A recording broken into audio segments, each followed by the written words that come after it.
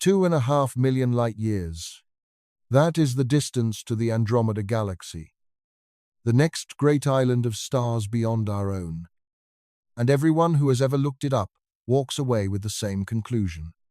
The fastest spacecraft human beings have ever built would need more than 40 billion years to make that crossing. That is 3 times the age of the universe itself. So the case sounds closed before it even opens. We will never reach our next galaxy, because nothing we build moves fast enough, and nobody lives long enough to ride it. That answer is wrong, buried inside the laws of physics. The real ones, the ones tested every single day in laboratories all over this planet. There is a ship that makes the crossing in 29 years.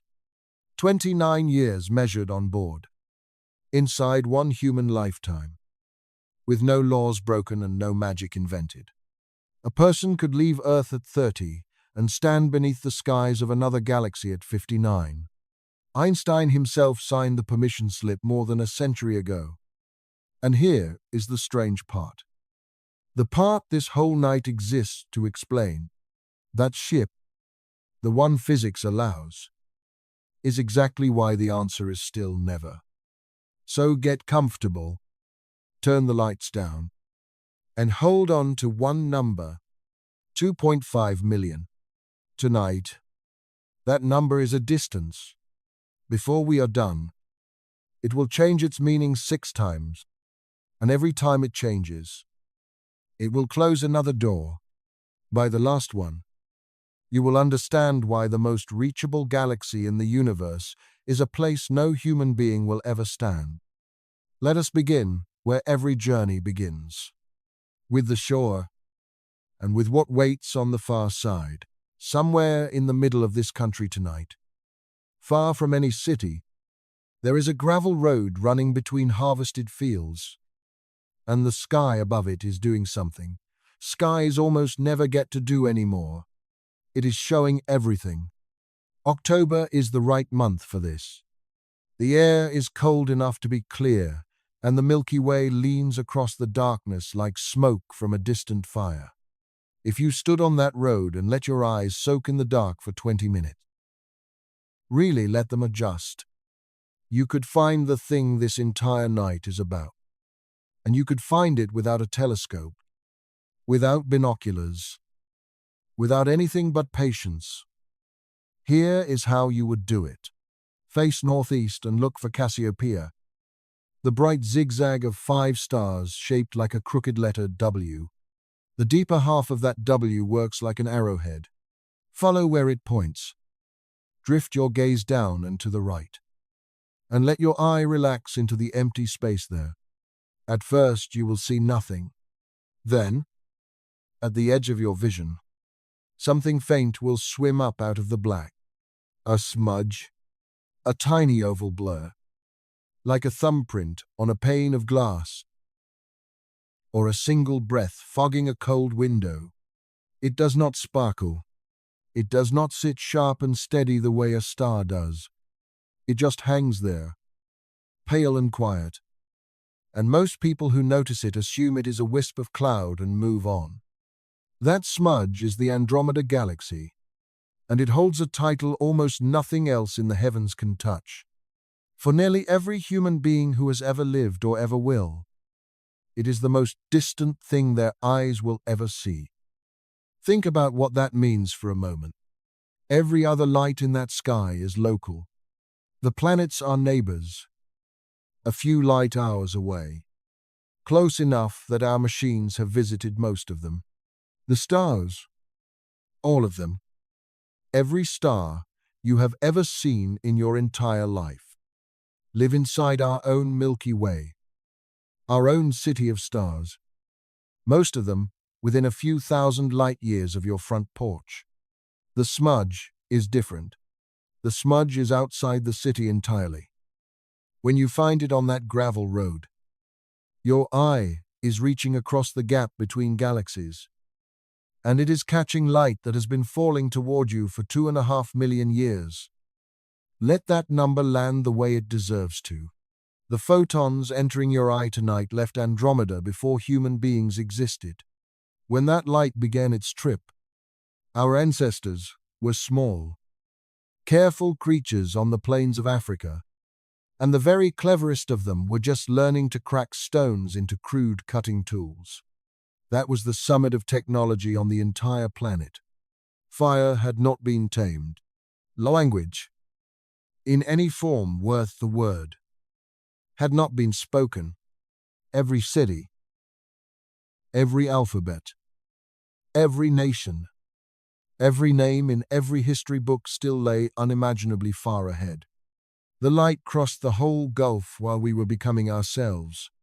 It flew while the ice ages came and went, while the first words were spoken, while everything we have ever done got done, and it finished its journey tonight, inside the eye of someone standing on a gravel road in the middle of America.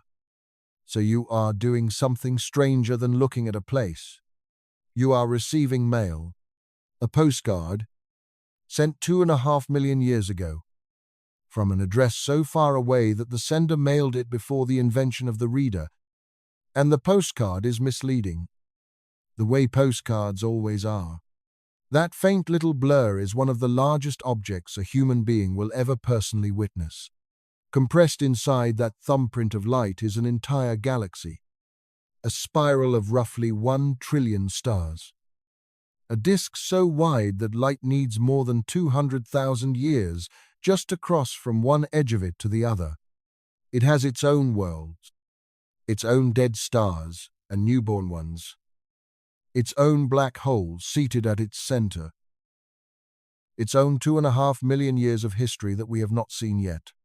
Distance has taken all of that and squeezed it down to a smear dimmer than a candle seen across a valley. The postcard shows almost nothing. The place it came from is beyond imagining. Now, we know this object well.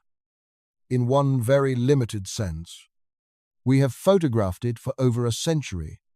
We have counted its stars by the billions, weighed it, measured its spin, clocked its speed. There are people who have spent their entire careers studying that one smudge. Telescopes in orbit have mapped its spiral arms in finer detail than most maps of the ocean floor on our own planet. As a subject, as a picture, as a set of data, Andromeda belongs to us. Tonight's assignment is different, and I want to state it as plainly as I can, because everything that follows hangs on it. The assignment is a person. Take one living human being, someone with a heartbeat and a return address, and physically deliver them to that smudge.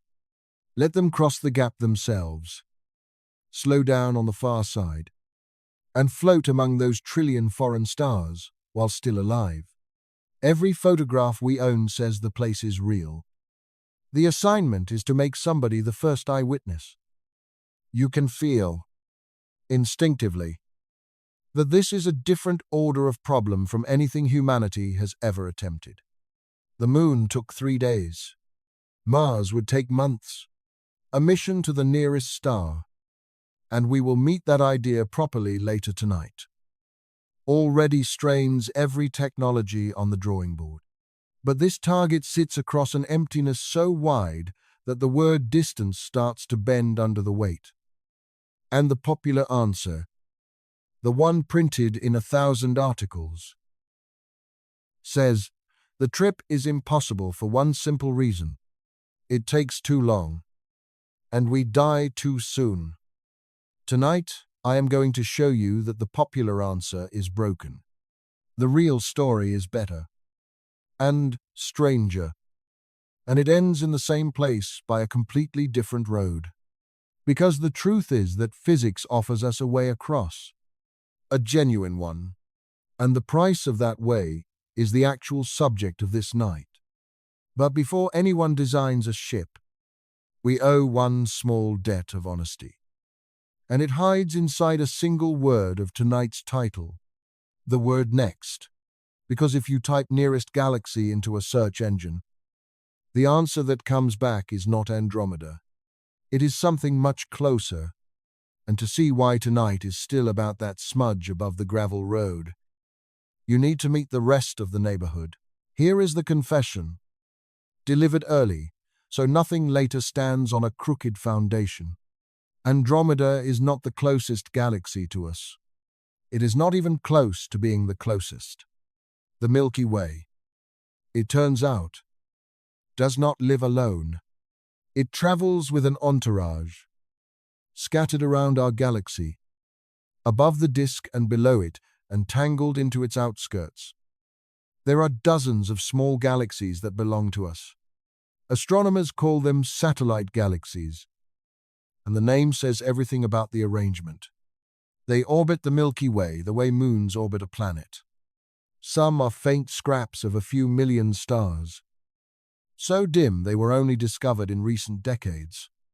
One of them, a little galaxy in the direction of the constellation Sagittarius, is currently being pulled apart and swallowed by our own galaxy. Its stars stretched into long ribbons that wrap all the way around the Milky Way, like thread coming off a spool. We are, at this very moment, in the middle of eating one of our neighbors. The two most famous members of the entourage hang in the skies of the southern hemisphere, where sailors have known them for centuries. They look like two glowing clouds torn loose from the Milky Way, and they carry the name of the explorer whose crews wrote them into European record books. Magellan. The larger of the two, the large Magellanic Cloud, is a genuine galaxy in its own right. Billions of stars strong, and it sits about 160,000 light-years away. Compared to Andromeda, that is our front porch. If raw closeness were the only measure, the large Magellanic Cloud would be our next galaxy. And tonight would be a much shorter story. But raw closeness is the wrong measure, and here is why. Every one of those satellite galaxies is gravitationally owned by the Milky Way. They circle us. They answer to our galaxy's pull the way the moon answers to the Earth. Reaching one of them would be a staggering achievement. And it would still be, in the honest language of maps, a trip inside our own property. A voyage to the large Magellanic Cloud is a voyage to something in orbit around your own home. You never truly leave the household. You just visit one of the outbuildings. The title of tonight's journey means something bigger. When we say our next galaxy, we mean the next independent one, the next system that is our equal. A galaxy that owns itself, holds its own trillion stars, carries its own family of satellites, and circles no one, the nearest place in the universe that is genuinely somewhere else. That place is Andromeda. It is a giant spiral, a near twin of the Milky Way, and by most measures, the bigger sibling, with its own swarm of dwarf galaxies in orbit around it, its own supermassive black hole, its own weather of exploding stars and drifting clouds. Our galaxy and that one are the two great powers of this whole corner of the universe. Everything else nearby is a moon belonging to one of us. So the assignment from Chapter 1 now has its full, honest wording. Cross the gap between the two great houses. Leave a galaxy. Travel through the true emptiness that belongs to no one, and arrive at a galaxy that has never owed us a thing. Now let us be honest about the size of that gap, because this is the moment the trip stops sounding like a longer version of anything we have ever done. The nearest star to our sun, the closest possible destination for any starship, is a little over 4 light-years away. And you will hear later tonight what a brutal journey even that is. Andromeda is nearly 600,000 times farther than that. I want to say that again, slowly, because the number slides past too easily. The most modest interstellar trip anyone has ever proposed. The shortest hop that exists, multiplied 600,000 times over, That is one step versus the width of a continent. Or measure it with galaxies themselves. Our Milky Way is about 100,000 light-years across, an object so large that light spends 1,000 centuries crossing it. The gap between us and Andromeda is 25 of those. You could lift our entire galaxy, every star you have ever seen, and lay copy after copy of it end to end into the darkness. And you would need to set down 25 Milky Ways before you touch the far shore. Here is the picture I want you to carry for the rest of the night. The stars in our galaxy are houses along the same street. The Milky Way is the whole city, and every journey humanity has ever dreamed of. Every star in every science fiction story you grew up on happens inside the city limits. Andromeda is another city on another continent, and between the two continents lies an ocean of nothing, an ocean wider than everything it separates. No streetlights out there, no harbors, no islands to shelter beside. 25 galaxy widths of pure, unlit, empty water. That is what the word next costs. The next house over is 4 light-years. The next city is 2.5 million. So now the target is honest, and the map is on the table, and the proper first move belongs to engineering. Because before anyone dreams up exotic solutions, an engineer always does the same simple thing.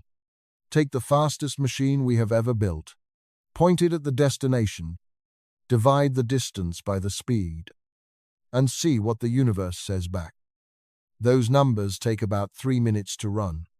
Everyone who loves space has run them at some point, and they produce the most famous dead end in astronomy, the one that has closed this case for 100 years. So let us run them together, out loud, and give that famous answer its full day in court. And then let us watch it fall apart. Every pilot, every sailor, every trucker in America knows the oldest equation in the world. Distance divided by speed equals time. It is the math you run at a gas station in Nebraska with a road atlas open on the hood. It works for a drive to Denver. It works for a flight to Tokyo. And it works, with the same cold honesty, for a voyage between galaxies. So let us do exactly what an engineer would do on day 1 of this assignment. Take the fastest machine our species has ever built. Aim it at the smudge above that gravel road, and run the numbers out loud. The fastest machine is easy to name. It is a spacecraft called the Parker Solar Probe, a machine about the size of a small car, built to dive close to the sun again and again. On its deepest dives, with the sun's gravity slinging it around like a stone on a string, Parker reaches roughly 430,000 miles per hour. That is the human speed record for anything, ever. At that pace, you would cross the United States in about 25 seconds. You would go from the Earth to the Moon in a little over half an hour. Every jet, every bullet, every rocket in history is standing still next to this thing. So point it at Andromeda. Hold that record speed forever. No slowing down, no stopping, and start the clock. The distance is 2.5 million light-years. The arithmetic takes one line, and here is what it says. 4 billion years. Say it slowly, because it deserves the weight. 4 billion years of flight. The Earth itself is only about 4.5 billion years old. A trip on our fastest machine would take almost as long as the entire lifetime of our planet. From molten rock to this evening, spent in one unbroken cruise through the dark. If Parker had launched when the Earth was young, single-celled life would have had time to appear. Invent breathing, build every forest, raise the dinosaurs, lose the dinosaurs, and produce someone to wonder where the ship went. and the ship would only now be pulling in. And Parker is a cheat. In a way, because it borrowed its speed from the sun and could never keep it in deep space. Take an honest traveler instead. Voyager 1, the farthest machine we have ever sent, coasting outward at about 38,000 miles per hour. A speed it can genuinely hold forever. Aim Voyager at Andromeda, and the clock reads over 40 billion years. The universe has only existed for about 14 billion. You could run the entire history of everything 3 times over, and the ship would still be out there, mid-ocean, with the far shore nowhere in sight. Numbers like that are not travel times.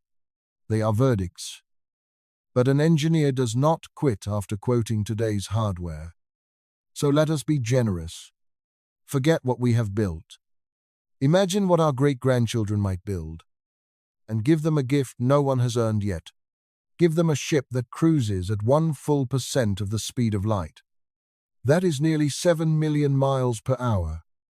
16 times our all-time record. A speed that would cross the gap from the Earth to the Moon in 2 minutes. Surely that buys us the galaxy next door. Run the line again. At 1% of light speed. The crossing takes 250 million years. That number has a strange poetry to it. Because 250 million years is almost exactly how long our sun needs to complete one full orbit around the center of the Milky Way. The last time the sun was where it is right now, the continents of Earth were fused into one, and the first dinosaurs were just learning to walk. Our generous future ship would depart. And the entire age of reptiles, the entire age of mammals, and the entire age of us would fit inside its voyage with room to spare. Fine. Be absurd. Then, give the ship 10% of the speed of light. 67 million miles per hour. A pace so violent, we will spend half of tonight learning why it may be unreachable. Even at that speed, the trip takes 25 million years. All of recorded human history. Every pharaoh, every empire, every photograph is about 5,000 years deep. Our species itself, from the first campfire to this evening, spans maybe 300,000 years. The passengers would need to wait out 80 entire runs of the human story, back to back, staring at the same black window. And that, right there, is the wall everyone knows. It is not that the ships are too slow, although they are. It is that we are too brief. A human life is about 80 years, and 80 years against 25 million is nothing. It is a match struck in a cave. Whole civilizations are nothing on this clock. Species are nothing. You could freeze the crew. The argument goes, or send generations, or send robots, and the numbers just laugh. The gap between one human heartbeat and an intergalactic crossing is so wide that every scheme drowns in it. So the case closes, the same way it has closed in 1,000 articles and 100 textbooks. Light itself, the fastest thing permitted, needs 2.5 million years to make this trip. Nothing with mass can ever move that fast, and nothing human lives even a sliver of that long. Therefore, a living person can never cross to Andromeda within a lifetime. The math is clean. The logic is airtight. Every number I just gave you is correct. And you can check each one on the calculator in your pocket. The conclusion is still false. Sit with that for a second. Because I am not playing a word game with you. The statement a human being cannot reach Andromeda within a human lifetime is factually, physically, provably untrue. And it has been untrue for more than a century. The whole airtight case rests on one hidden assumption. An assumption so natural, so deeply wired into your body, that you cannot feel yourself making it. Every calculation we just ran assumed that time is the same everywhere, that a year on the ship equals a year on the Earth, that there is one great clock ticking over the whole universe, and everyone, traveler and homebody alike, pays the same fare from the same account. There is no such clock.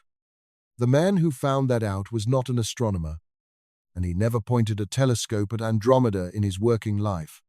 In the year 1905, he was a 26-year-old junior examiner in a patent office in Bern, Switzerland, reviewing applications for electrical gadgets, working 6 days a week, doing physics on the side at his kitchen table. His name was Albert Einstein. And in that 1 year, he published a handful of papers that took the floor out from under all of science. One of them contained the loophole this entire night runs through. And notice the timing, because it is almost comic. He found it 18 years before anyone on Earth even proved that the smudge above the gravel road was another galaxy at all. The key was cut before we knew the door existed. Here is what the loophole says. In one sentence, the faster you move through space, the slower your clock runs compared to the clocks you left behind. And I mean that literally, with no trick hiding in the words. This is no illusion of perception, no artifact of signals catching up late.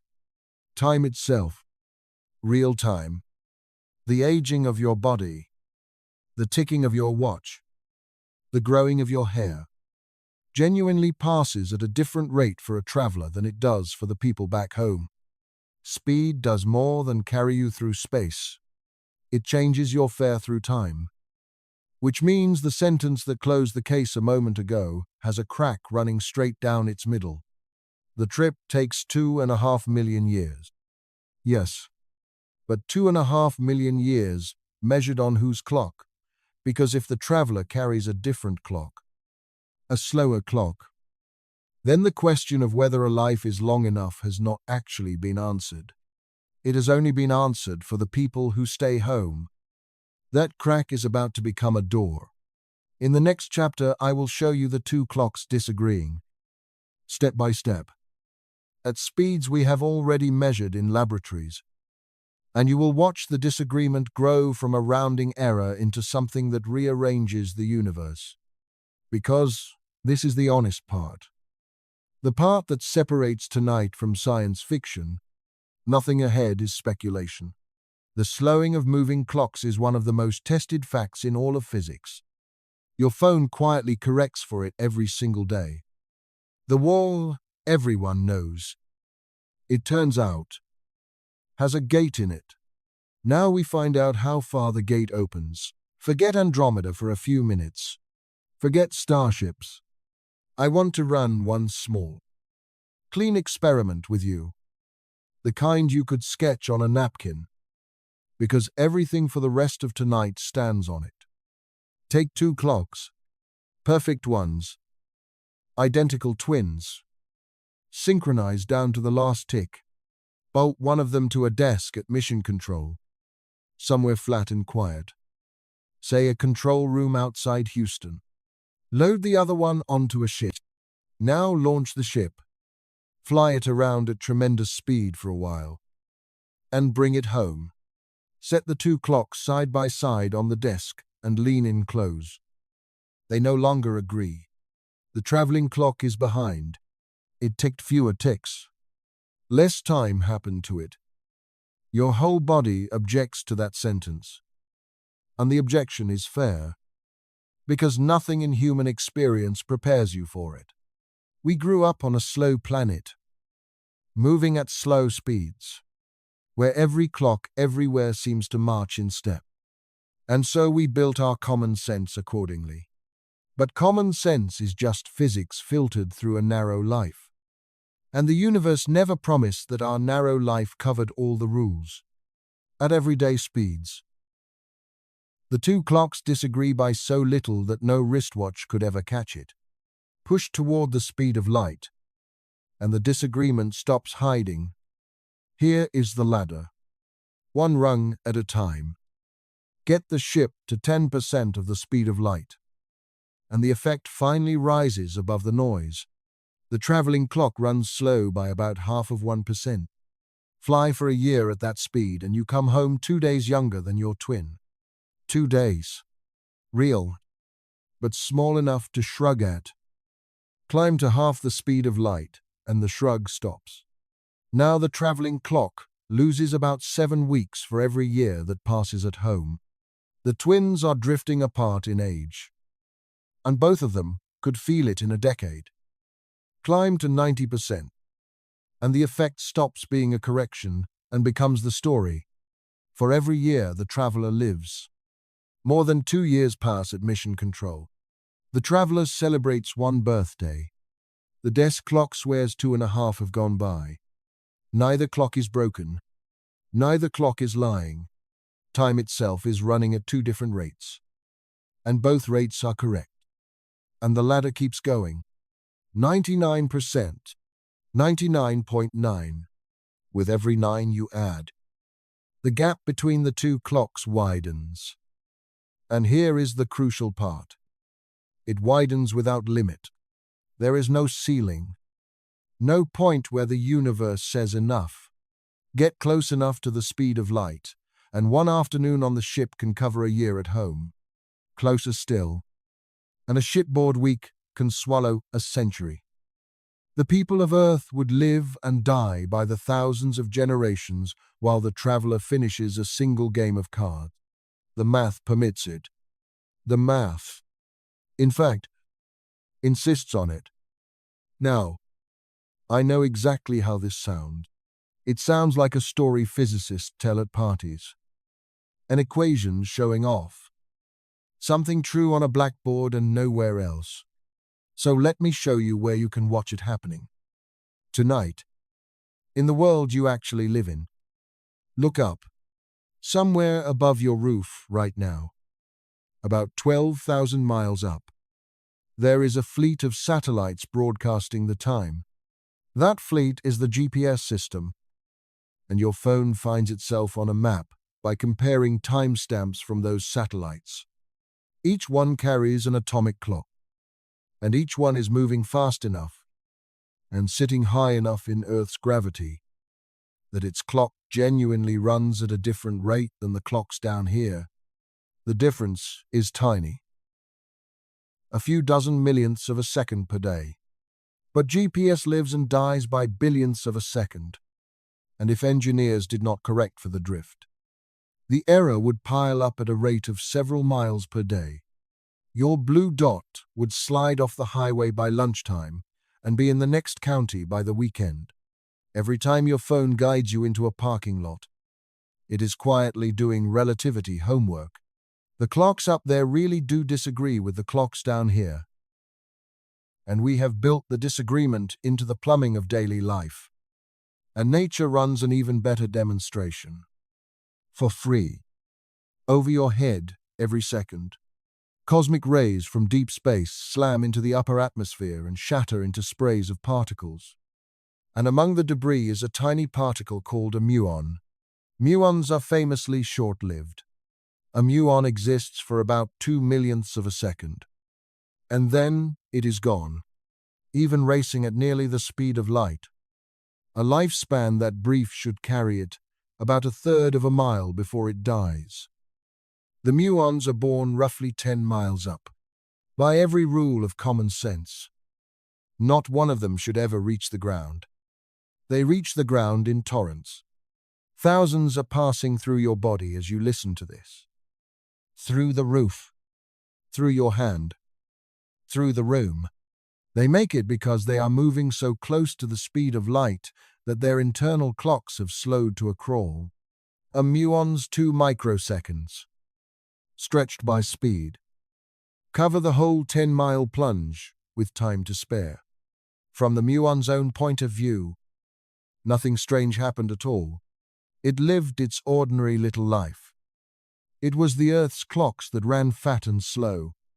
The atmosphere of our planet is a laboratory demonstrating millions of times a second The travelers near light speed pay less time for the same journey.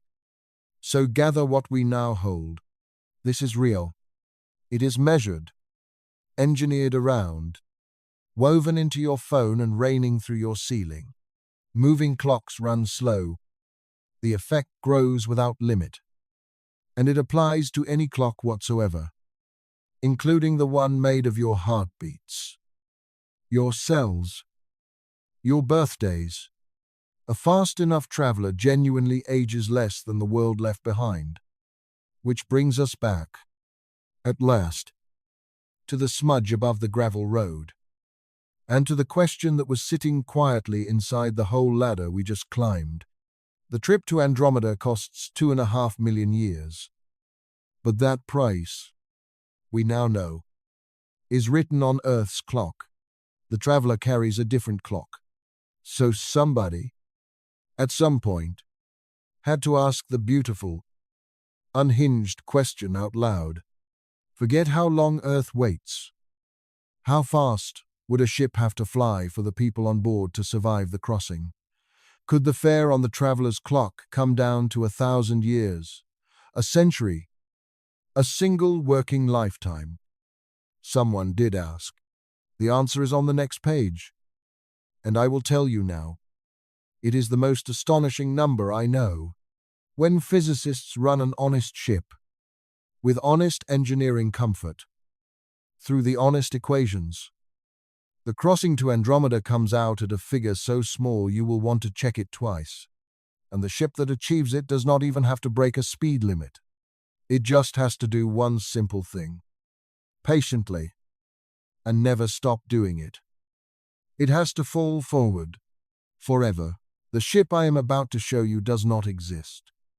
Let me say that plainly. Right at the top. So that everything else I say can be trusted. Nobody has built it. And the rest of tonight is the story of why building it may be beyond any civilization. But the design is real physics from end to end. Every number that follows comes straight out of Einstein's equations. The same equations your phone obeys. And physicists have been checking this particular math for decades. Mostly for the pleasure of not believing the answer. Here is the entire design. One ship, one engine. The engine points backward and pushes, gently, at a strength that accelerates the ship by what engineers call 1G. That is it. That is the whole idea. 1G is not an exotic number. It is the most familiar number in your life. It is the strength of Earth's gravity. The pull you are feeling right now from your mattress or your chair. And accelerating at 1G produces a small miracle that solves, for free, one of the nastiest problems of space travel. On this ship, nobody floats. The engine pushes the floor forward.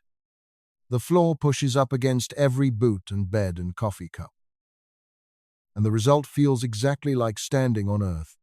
The crew walks normal hallways. Water pours downward into glasses. Muscles and bones stay strong. Hearts pump against a familiar load. And a child born on board would learn to walk the same way you did. The ship is a tower endlessly falling forward. And inside it, life feels like home. The flight plan is short enough to write on an index card. Accelerate at 1G. Pointed at Andromeda. For the first half of the trip. At the halfway mark, cut the engine. Swing the ship around so the nose points backward. And light the engine again. Now the same gentle push slows you down. 1G. All the way in. So that you arrive at the far shore at a stroll instead of a street. Push. Flip. Brake. A child could memorize it. No. Your instincts have already filed their objection. 1G is nothing. It is elevator acceleration. The push you feel merging onto a highway. Surely a push that gentle, aimed at a target 2.5 million light years away, is a joke. And for any short trip, your instincts are right. The magic of 1G is patience. The push never lets up. Every single second, the ship is moving faster than the second before. And the seconds keep coming. Hour after hour. Year after year, with no air to fight and no friction to pay. Small, relentless, and endless beats violent every time. Let me run the clock for you, year by year, and you can watch the gentle push go insane. 1 year in, ship time. The patient little engine has already done something. No rocket in history has approached. The ship is moving at about 3/4 of the speed of light. Covered so far, roughly half a light year, farther than any machine we have ever sent. And the trip has barely started. A little over 2 years in, the ship passes the distance of the nearest star. Remember that number from earlier tonight. The closest possible destination.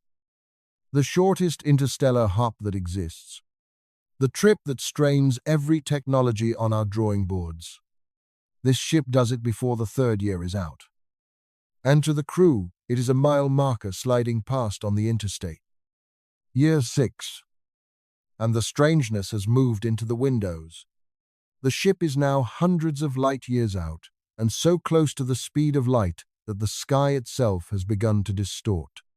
The stars ahead are sliding toward the center of the view, crowding together around the nose of the ship. And their colors are wrong. Shifted blue and hard by the closing speed. Behind the stern, the sky is going thin and dim and red, like a shoreline sinking into haze. The crew is starting to see the universe the way only something moving this fast can see it. Gathered up and funneled into a burning ring dead ahead. Year 8. And the log entry reads like fiction. The ship has covered thousands of light years. Back on Earth. Thousands of years have now passed for every year aboard. And the arithmetic has stopped being a travel calculation and started being a farewell. Somewhere in this stretch of the voyage, quietly, without any instrument marking the moment, the total time elapsed at home slides past all of recorded human history. Every calendar the crew grew up with now describes a civilization more ancient, from Earth's point of view, than the pharaohs are from yours. 10 years in, the ship is nearly 15,000 light years from home, deep in the halo of the galaxy, and the Milky Way has become something no human eye has ever seen. It is behind them, and it is a shape, an entire galaxy, seen from its own attic. By year 12, they are farther from home than the whole galaxy is wide. The city of stars that contains every constellation ever named by every culture in history has fallen so far behind that it fits in a single window. Complete. Edge to edge. A spiral of 400 billion suns reduced to something you could cover with an outstretched hand. 12 years. People keep a car longer than that. Year 14 and some months. The halfway point. 1.25 million light years from everything. Deeper into pure emptiness than any object we know of has ever been. Cut the engine. And now, for the first time since launch day, the crew floats. The push that has been their gravity. They're up and they're down. Their entire private planet for 14 years is gone. Coffee cups drift. Hair rise. For a few strange, weightless minutes, there is silence in the middle of the largest nothing that exists. Exactly half a galaxy gap from each shore. Then the thrusters fire. The great hull swings end over end through 180 degrees. The nose settles backward along the line of flight, and the engine lights again. The floor returns. The cups settle, and the ship begins the long, patient business of slowing down. The second half runs like the first half played backward. the ship shedding speed as gently as it gained it. The universe slowly unsqueezing itself in the windows. The crushed ring of starlight relaxing back into an ordinary sky. Until Andromeda stops being a bright knot ahead and starts spreading. Vida and Vida, unfurling spiral arms across the entire forward view. Total time elapsed on board. From Earth's dock to a gentle drift among the stars of another galaxy. 29 years. I want to hold you here for a moment, because this is the number the whole night turns on, and it deserves to be felt rather than heard. 29 years. An astronaut who leaves at 30 arrives at 59. That is one career. People spend longer than that at a single desk job, paying off a single mortgage, working toward a single pension. Inside every calculation that ever called this trip impossible, there was a working human lifetime hiding. And nobody had to break a single law of physics to find it. The speed of light was never touched. The ship simply fell forward, at the most ordinary strength there is, and never stopped. And Einstein's universe did the rest. And before you ask, the plan scales. Run the same index card at the same 1G toward targets, even more absurd. And the math keeps smiling.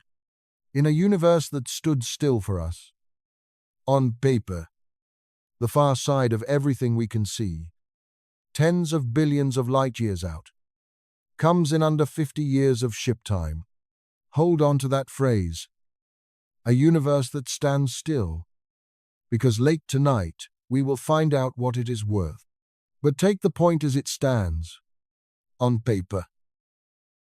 1G and one lifetime are enough to go essentially anywhere. Now for the other clock. Because while those 29 years tick by on board, the equations are keeping a second ledger. The one written back home. And tonight our number returns with its meaning changed again. 2.5 million. It is no longer the distance in light years, and no longer a travel time for the ship. It is what the Earth pays while the crew pays 29. The voyagers arrive younger than 60, and on the planet they left. 2.5 million years have passed. Whoever they radio back to, whatever answers, it will not be the world that launched them. Their grandchildren are 2.5 million years dead. The ship crossed an ocean of space by spending almost none of its own time. And the bill did not vanish. It was mailed home. But that is a wound to think about later tonight. Because right now, honestly, the mood should be triumph. Look at what we are holding. The famous impossible journey. The poster child of hopeless distances. Solved on one index card with 100-year-old physics and elevator acceleration. No cheats. No wormholes. No hibernation pods. Just patience and a legal loophole in time itself. Chapter 3. Built a wall out of 40 billion years. And this little ship walks through it in the span of a mortgage. So the question of the night is no longer can it be done. The math says yes with a straight face. The question has flipped into something sharper. The question that this entire video exists to answer. If the door is standing open, why does no one walk through it? Why is this ship not under construction right now? The answer starts with a detail I slid past you a minute ago. And I slid past it because every telling of this beautiful story slides past it. I told you the ship spends 29 years falling forward. I never told you how fast it is actually going. At the halfway point, in the instant before the flip, this ship is moving in a way that, as far as anyone knows, nothing its size has ever moved in the history of the universe.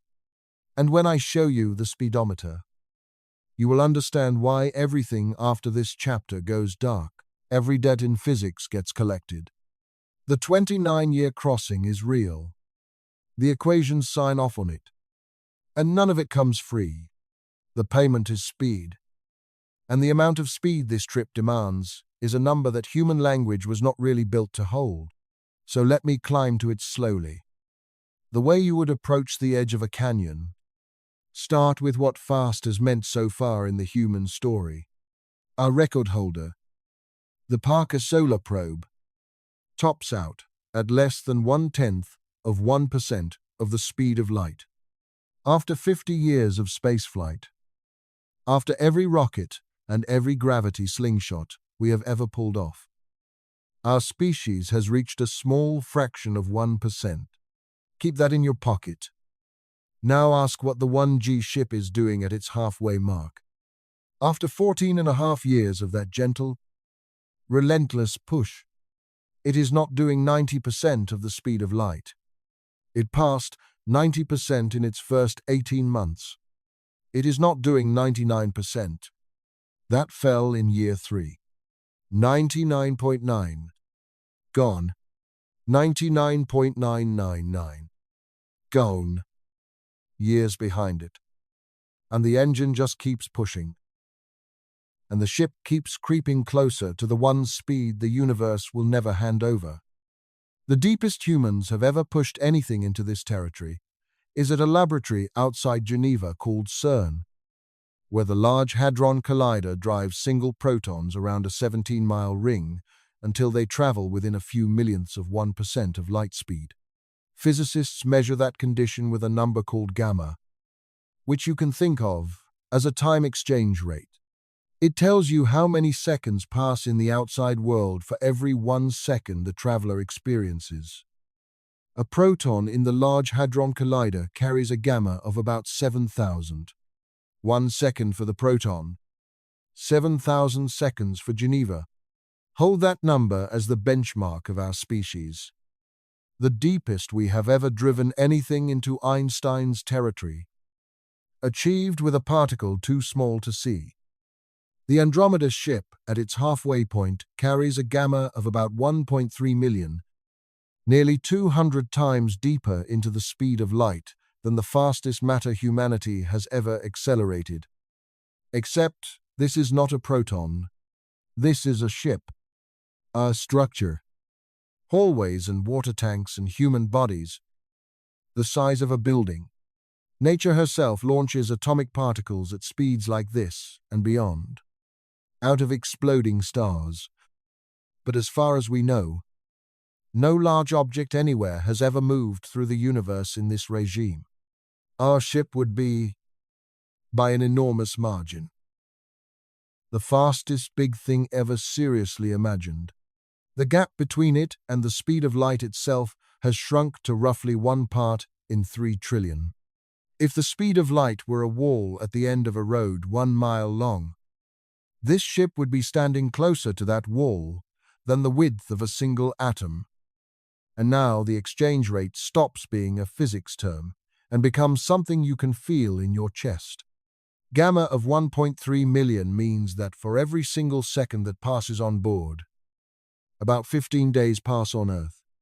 1 heartbeat on the ship. 2 weeks at home. The crew sits down to dinner. And by dessert, a century of Earth history has been spent. 1 night of sleep on board. 8 quiet hours in a bunk. Costs the home planet more than 1,000 years. A crew member dozes off, and while their eyes are closed, entire civilizations back home have time to rise, flourish, and be forgotten. The ship is no longer merely traveling through space. It has become a machine that falls through time, shedding whole ages of Earth with every shift of every watch. This is the moment to stop and see the shape of the whole night, because it just changed. Chapter 3 built the old wall. The wall of time. 40 billion years of flight.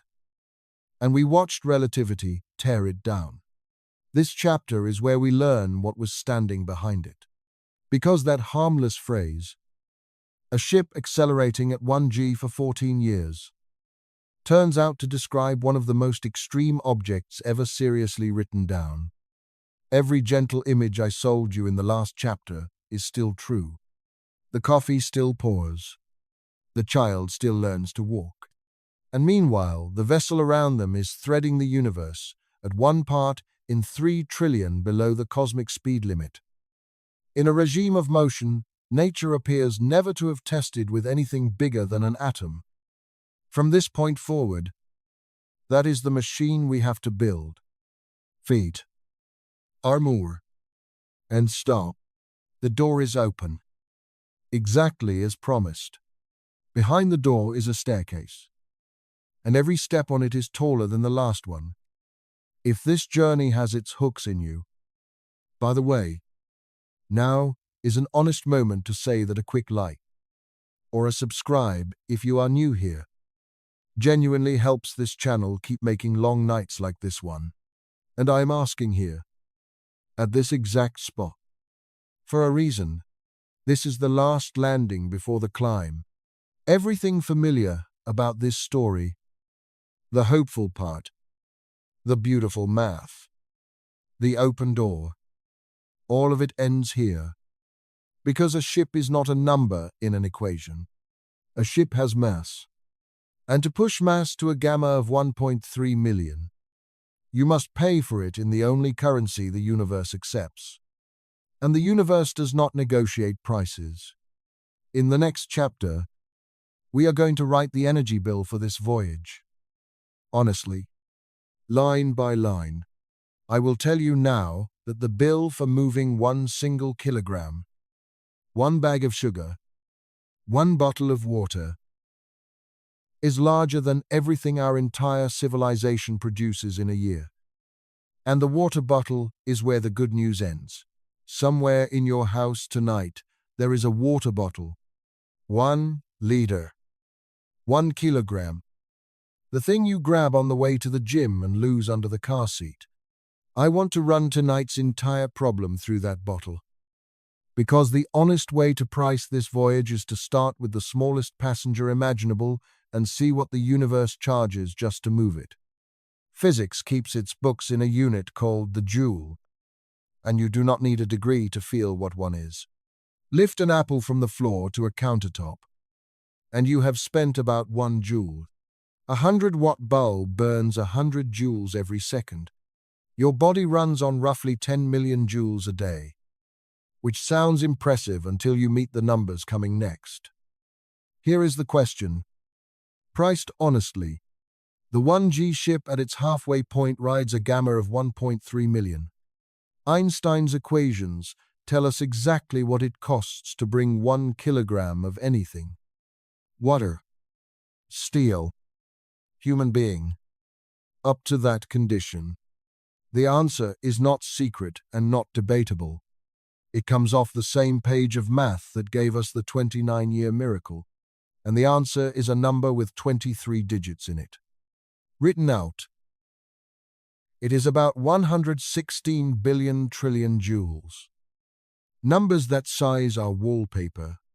They slide past the ear and mean nothing. So let me convert it into things that actually exist. Add up every power plant on this planet, every coal station and nuclear reactor, every dam, every wind farm, every solar panel, every barrel of oil and tank of gasoline burned in every engine on Earth.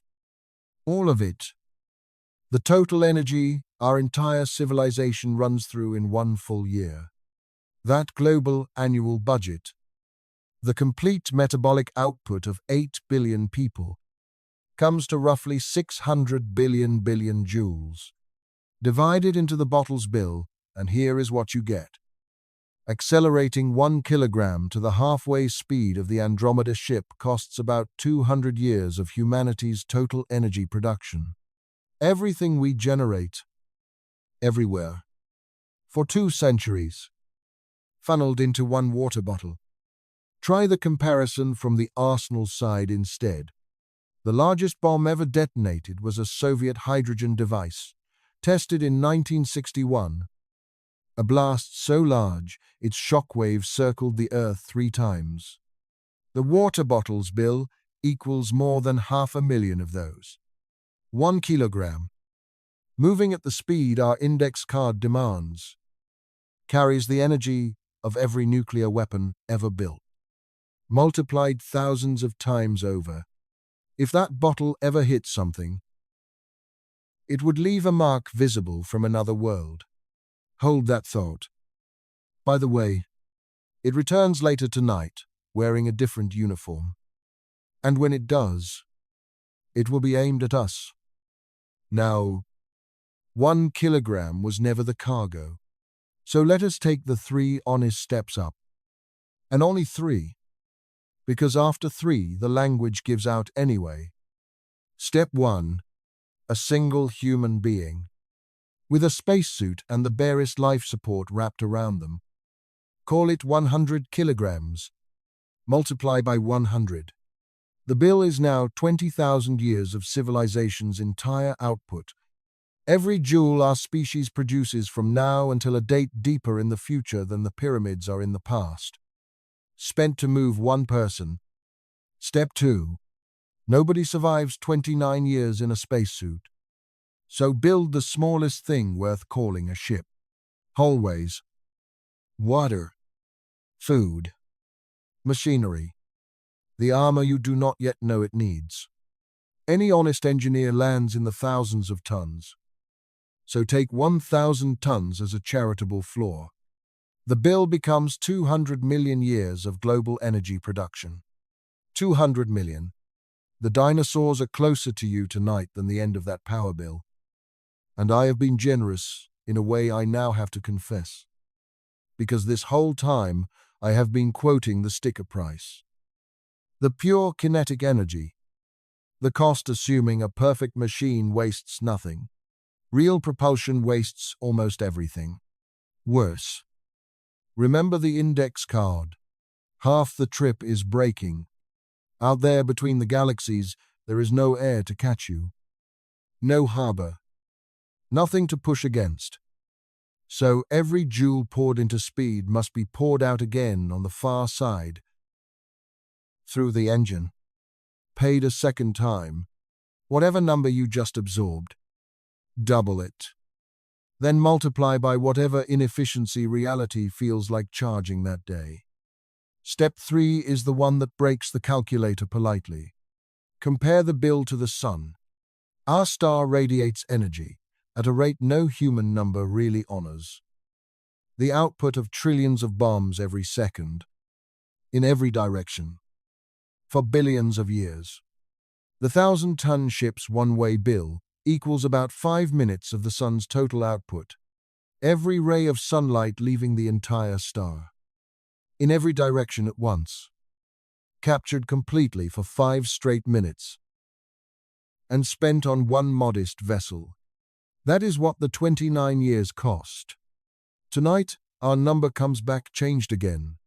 2.5 million light-years stopped being a distance 2 chapters ago and stopped being a time last chapter. Now it is a sum, a price tag with no economy behind it. And here is where I want to be careful, because the point of this chapter is sharper than everything is big. Nothing you just heard says impossible. Energy exists. The sun throws away more of it in 1 second than this voyage needs. And a civilization thousands of years ahead of us might harvest starlight the way we dam rivers. The equations happily accept any deposit. The point is different. And it is the true toll of the gate we walked through in Chapter 5. Relativity never cancelled the impossible trip. It converted it. It took a price marked in time, 40 billion years, and reissued it in energy. And the exchange rate is the entire output of stars. So the problem now has a shape an engineer can hate properly. We need to deliver an ocean of energy into a moving ship. Continuously. For 29 years. And the moment you ask how, you run face first into the oldest, meanest trap in the whole history of rockets. Because the obvious answer, the answer every rocket in history has used, is to carry the energy with you. Pack it on board. Bring fuel. Watch closely what that one innocent word does to this voyage. It does not just make the problem harder.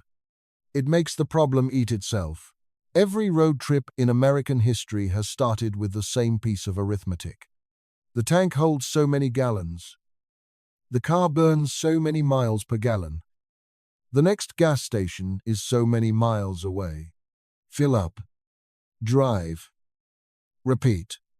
And hiding inside that routine is a luxury so complete that nobody ever notices it. The road provides. Gas station exist. The car only ever has to carry a few hours of its own future at a time. Now, take away the gas stations. All of them. Suppose your car had to leave Los Angeles, carrying every drop of gasoline it would ever burn on a drive to New York. The tank gets big. Fine. But now the car is heavier, and a heavier car burns more gas per mile. So you need extra gas to haul the gas you already packed. And that extra gas has weight too, which burns more gas, which needs more tank, which adds more weight. You can feel the staircase forming under your feet. Each gallon you add demands another fraction of a gallon just to carry itself. And the requirement folds back on itself. Gallon after gallon, all the way up. For a drive to New York, the staircase is short and the trick works. Rockets do exactly this. A rocket is a machine that leaves the gas station at home, and that is why a rocket on the launch pad is almost insultingly little machine. The towering Saturn V that carried men to the moon weighed about 3,000 tons fueled, and roughly 90% of that was propellant. The astronauts rode to the moon on top of a flying fuel tank, and the payload. The part that mattered was a rounding error on the nose. Physics has a formula for this staircase, worked out by a deaf Russian schoolteacher named Konstantin Tsiolkovsky in 1903, 2 years before Einstein's miracle papers, and it is the most tyrannical piece of mathematics in all of spaceflight. It says the price of speed is not a multiple. It is an exponent. Want to double your final speed, you do not double your fuel. You square the whole miserable ratio. Every rocket engineer alive works in the shadow of that equation. And it is the reason going to space is hard even to go nowhere near another star. So watch what the staircase does when we hand it tonight's assignment. A gamma of 1.3 million. Line up the fuels, best to worst, and let each one take its swing. Chemical fuel steps up first. The champion that built the entire space age. The fire under every rocket you have ever watched climb away from Florida. Its honest top speed for a ship, after the staircase takes its cut, is a few tens of thousands of miles per hour. Chemistry gets you to the moon. On tonight's racetrack, chemistry does not leave the parking lot. Cause of death, the staircase. Next, nuclear fusion steps up. The power of the sun itself. The dream fuel of every serious starship study of the last 70 years. Millions of times richer than chemistry pound for pound. Run it through the equation with heroic assumptions. A perfect engine. A ship that is nearly all fuel. And fusion delivers a genuine interstellar machine. Something in the neighborhood of 1/10 of the speed of light. Remember, Chapter 3. 1/10 of light speed means 25 million years to Andromeda. And worse. The gamma of such a ship is barely above 1. The time machine never turns on. The crew ages at Earth rate the entire way. Fusion, the fuel of stars, gets our voyage essentially nothing. Cause of death, the staircase. Next, which leaves the final fuel, the perfect one, the substance at the absolute end of the menu. Antimatter. This is real material, made on Earth, stored in laboratories, the mirror twin of ordinary matter. And when the two touch, they annihilate. converting 100% of their mass into pure energy. Einstein's famous equation, fully cached. A single gram of antimatter meeting a gram of matter releases the energy of a large nuclear weapon. There is no better fuel. The laws of physics do not contain one. So, load the ship with antimatter and ask the staircase one last time. And here is the sentence I need you to hear. Because this is where the trap finally shows its teeth. Even with perfect fuel, the staircase still stands. Because the fuel still has mass. And the fuel to push the fuel still has mass. Grant the most generous machine physics can describe. An idealized engine at the absolute theoretical limit. One that turns annihilation into a perfectly aimed beam of pure light and wastes nothing. A device far beyond anything engineers know how to sketch. Run the honest numbers for that flawless ship, accelerating to gamma 1.3 million and then braking on the far side, and the equation delivers its verdict with a straight face. For every single ton you want to deliver to Andromeda alive and stop, you must depart with something on the order of 1 trillion tons of fuel. 1 trillion tons of the most expensive substance that can exist per ton of ship. And that is the floor, the best case. The number before a single ounce of real-world inefficiency is charged. And now the punchline. The one detail that moves this from grim to absurd. Humanity already manufactures antimatter. We know exactly what it takes. The great particle laboratories produce it every year. Atom by atom. At fantastic cost. And the total worldwide production across all of history amounts to a few billionths of 1 gram. At the current rate, gathering a single gram would take our entire civilization millions of years.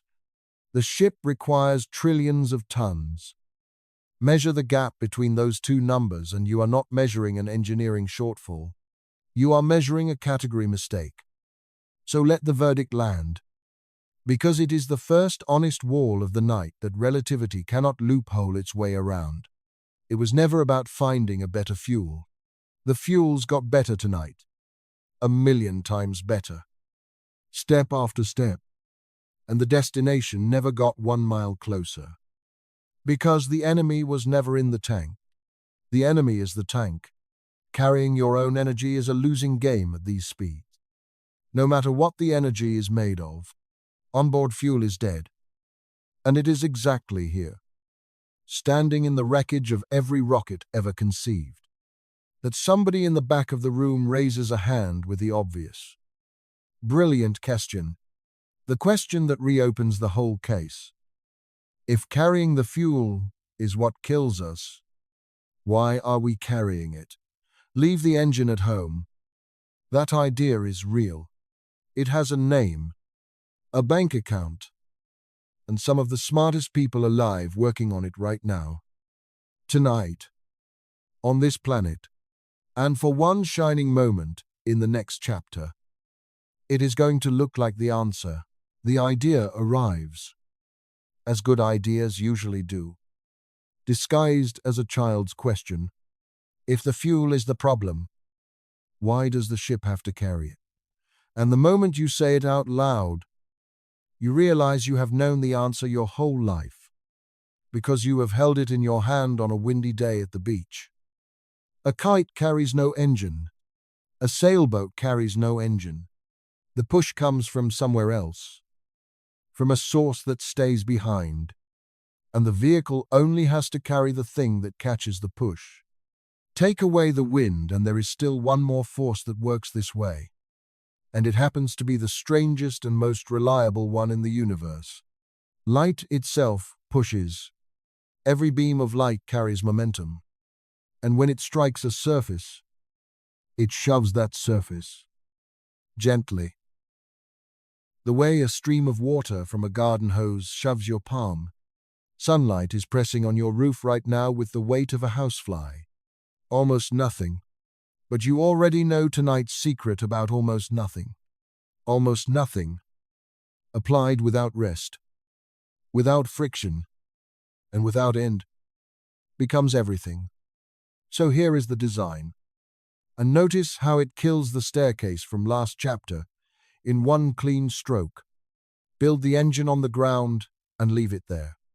Make it a laser, or rather a vast field of lasers. Thousands of them phase together into a single blade of light. Build the ship as little more than a mirror, a sail, thin beyond thin, miles wide and lighter than the paint on a car. Aim the blade at the sail and fire.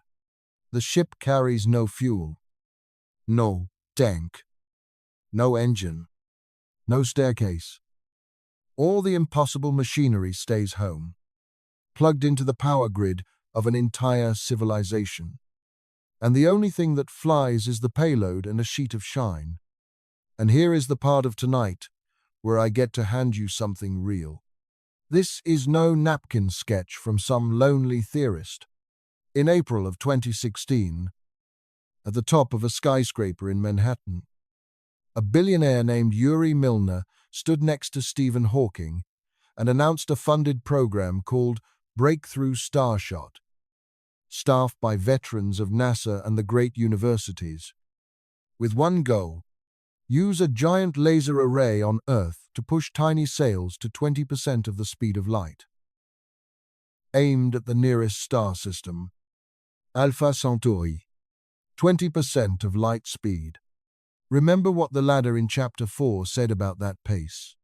It is a genuine interstellar speed, a speed that makes the nearest stars reachable in decades instead of millennia. Serious people have spent serious money on this. Laboratories have tested sail materials, fired lasers at them, published the results. Beamed propulsion is, right now, the single most credible starship idea our species owns, which makes it, for one shining moment, the answer to everything tonight. Follow the logic and try to find the flaw. The energy bill was unpayable because the ship had to carry the energy. Now the ship carries nothing. The power plant can be as big as a country, upgraded for centuries, fed by solar farms the size of states, and none of that mass ever slows the vessel down. On paper, you can pour the output of humanity into that beam year after year, and the sail just keeps drinking it. The staircase is dead. The door from Chapter 5 swings open again, and this time there is actual hardware in the doorway. Now watch the fine print walk in, one clause at a time. Clause 1 is the matter of what Starshot is actually pushing. The design payload is a chip, a wafer of electronics, a camera, an antenna, the whole spacecraft, together weighing about 1 gram, a paper clip, and the sail that carries it spans only a few yards. That is no compromise. It is the entire secret of why the concept works. The beam can only deliver so much push, so the lighter the passenger, the harder the shove. 1 gram at 20% of light speed is the reward for making the ship almost cease to exist. Our vessel does not weigh 1 gram. Our vessel is the 1,000-ton building from Chapter 7, with its hallways and water tanks and beating hearts. From the paperclip to our ship is a factor of 1 billion, and the laser array does not sigh and grow by a factor of 1 billion politely. The array Starshot needs for its paperclip is already 100 gigawatts, roughly the output of 100 nuclear power plants, firing in perfect unison. Scale that to a crude ship demanding gamma in the millions, and the engine at home stops being a facility. It becomes planetary infrastructure, a machine the size of a state, running at the output of civilizations. For years, without a single hour of failure, nothing forbids it. Nothing on Earth resembles the species that could build it. Clause 2 is crueler, and it is pure geometry. Every beam of light spreads. Discipline it however you like. A laser blooms wider with distance. And once the beam grows wider than the sail stops catching most of it, and the push dies. For the paperclip, the whole shove happens in the first few minutes, out to a distance measured in millions of miles, and then the ship coasts, unpowered, for 20 years. The engine at home has a range, and the range is a front porch. Our ship needs its gentle push sustained across years and light years. The beam that could do that, holding tight across the width of a galaxy, belongs to physics we do not own. And Clause 3. I want you to notice something the beam cannot do even in its dreams. Even granted every miracle above. The laser sits behind the ship. It pushes away. Every photon it ever lands on that sail adds speed. And no photon from home can ever take speed away. The design has no brakes. Hold that sentence. Fold it up. Put it in your pocket. And do not lose it. Because tonight that sentence is a debt.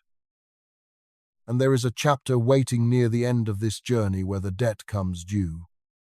At the worst possible moment a debt has ever come due in the history of travel. But tonight we are being stubborn. So grant it all anyway. The planetary laser. The impossible focus. A sail the size of a county holding a 1,000-ton ship. Light the beam. The ship pulls away. 1G. Smooth as an elevator. And the years begin to compress. And Andromeda waits at the end of a 29-year fall. Every problem so far has lived at home. In the tank. In the budget. On the launch pad. From here on, the problems live outside. On the road itself. Because there is one assumption buried under this entire night. So obvious that neither of us has said it out loud. Space is empty. That is the promise the word carries. That is why we called it space. The road to Andromeda is a vacuum. The cleanest nothing there is. And surely the one mercy this voyage gets is that there is nothing out there to hit. At the speed our ship flies, that promise is about to break. And the way it breaks is the strangest thing I will tell you all night. Earlier tonight, I made you a promise about a water bottle. And it is time to keep it. Back in Chapter 7. We worked out what 1 kilogram carries at the speed of this voyage. The energy of 500,000 hydrogen bombs. And I told you to hold that thought. Because it would come back wearing a different uniform. Aimed at us. Here is the return. Everything that made our ship a monster of energy applies, with perfect fairness, to anything the ship meets along the road. The universe does not care which one is moving. A collision only asks one question. How fast were you closing? And at gamma 1.3 million. The answer turns the emptiest place in existence into a firing range. First, the honest inventory. Because space between galaxies genuinely is the best vacuum there is. Interstellar space holds about 1 atom in every cubic centimeter. A thimble of nothing with a single hydrogen atom rattling around inside. The gap between galaxies is emptier still, thousands of times emptier. For comparison, the air in front of your face packs billions of trillions of molecules into that same thimble. The finest vacuum chamber in any laboratory on Earth is a crowded subway car next to the road our ship travels. This is the emptiness that makes machines immortal at low speed. The mercy that lets a spacecraft like Voyager coast for millions of years and barely collect a scratch. Because at 40,000 miles per hour, the road ahead has essentially nothing on it, and nothing arrives slowly. Every word of that mercy is true, and all of it depends on one clause nobody reads. You have to go slow. Speed rewrites the road. The atoms are exactly where they always were. What changes is what each one costs. Kinetic energy grows with the square of speed at first, and then, near the speed of light, it abandons the square and grows without bound, which is just chapter 7 read in reverse. So take the smallest traveler on the road. A grain of interstellar dust. This is a real substance. Soot and sand. Tiny flecks of carbon and silicate thrown off by dying stars. Scattered thin through the dark. A single grain is smaller than the width of a human hair. Lighter than a bacterium's lunch. On every voyage humanity has ever flown. Dust like this is nothing at all. Now let our ship meet one. Closing speed. 1 part in 3 trillion below the speed of light. Run the collision through the same equations that priced the water bottle. And the grain, the fleck, the nothing, arrives carrying the energy of an artillery shell. A heavier grain, still invisible on your fingertip, arrives as a bomb. And there is no bounce at these energies. No glancing blow. No dent. The grain and the patch of hull it touches simply stop being solid matter. They flash into plasma. A pinpoint explosion hotter than the surface of the sun. And a crater opens in the armor of our beautiful ship. And the ship has crossed the first yard of a road that is 2.5 million light-years long. You might reach for comfort in the thinness of the dust. And the comfort is real. Out there, the grains are rare. But rare is a word for travelers who are going somewhere small. Our ship is crossing the ocean between galaxies. And on a crossing that long, the thinnest drizzle becomes a flood.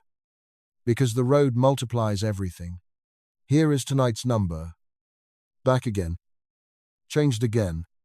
2.5 million light-years stopped being a distance. Then stopped being a time. Then stopped being a price. Now it is a column. Take 1 square centimeter of the ship's bow, a patch the size of your fingernail, and ask what it must pass through before Andromeda. The answer is a solid column of space 1 fingernail wide and 2.5 million light-years deep, and every atom and every grain inside that column, without exception, arrives at the bow at nearly the speed of light. The ship does not dodge the road. The ship eats the road. All of it. 1 square centimeter at a time. And this is no nightmare I built for effect. This is engineering literature. When the Starshot team sat down to design their paperclip probes, physicists ran precisely this problem for a sail, moving at 20% of light speed. And the published papers speak the quiet language of damage. Erosion of the leading edge. Cratering. Melting of surface layers. Structural loss along the 4 light-years to Alpha Centauri. 20% of light speed. 4 light-years. A 1-gram spacecraft.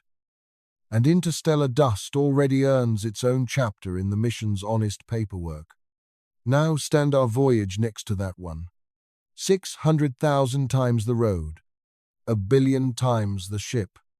And a speed so far beyond 20% that the energy of every single impact has multiplied by millions. The paperclip's designers worry about erosion.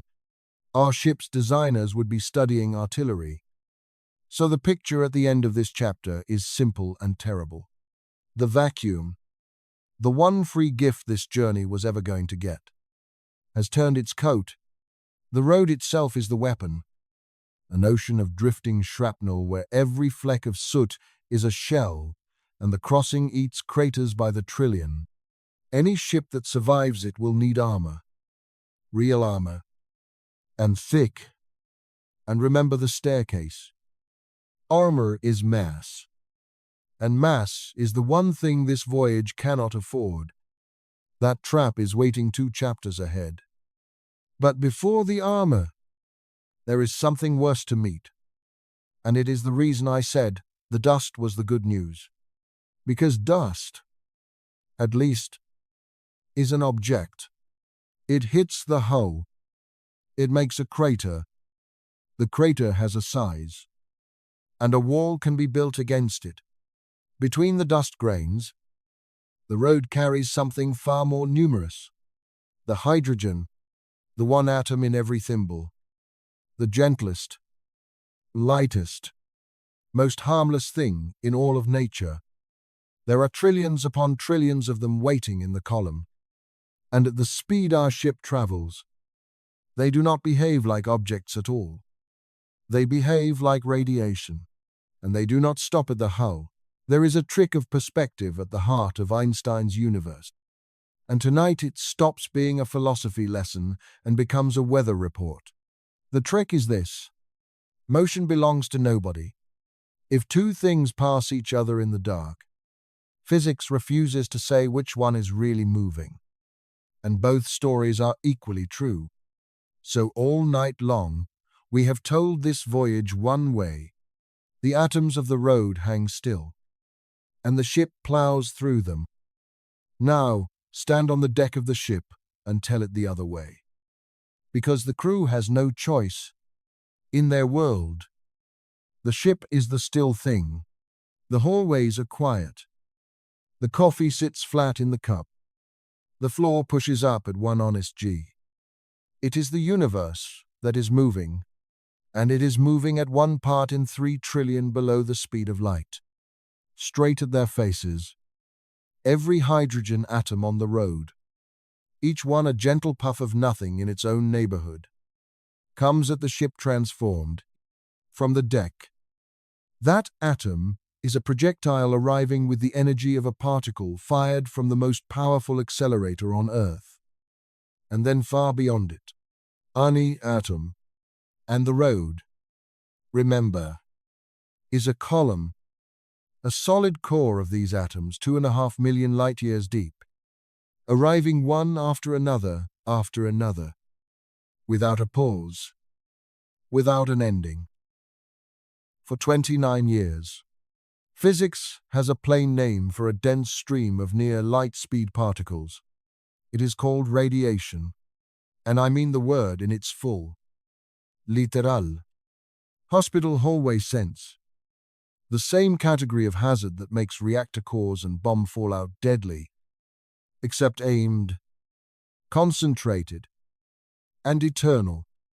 So here is the true picture of this voyage, the one that replaces every gentle painting from Chapter 5. The ship is standing at the muzzle of a particle beam the width of the sky, and the beam is made of the universe itself. Interstellar hydrogen, the most harmless substance in creation. The stuff of nursery astronomy has been promoted by pure speed into a wall of hard radiation pouring into the bow, and unlike the dust, this enemy does not stop at the armor. Dust explodes on the surface. It makes craters, and craters are a problem for metal. A single proton at these energies is a different kind of visitor. It passes through the hull as if the hull were morning fog. And it keeps going, through bulkheads, through water tanks, through wiring, through bone. Along its path it knocks atoms out of place, shatters molecules, snaps the delicate threads inside living cells. One proton does almost nothing. The column carries trillions of trillions, and the exposure never, ever stops. Let me anchor how far outside human experience this is.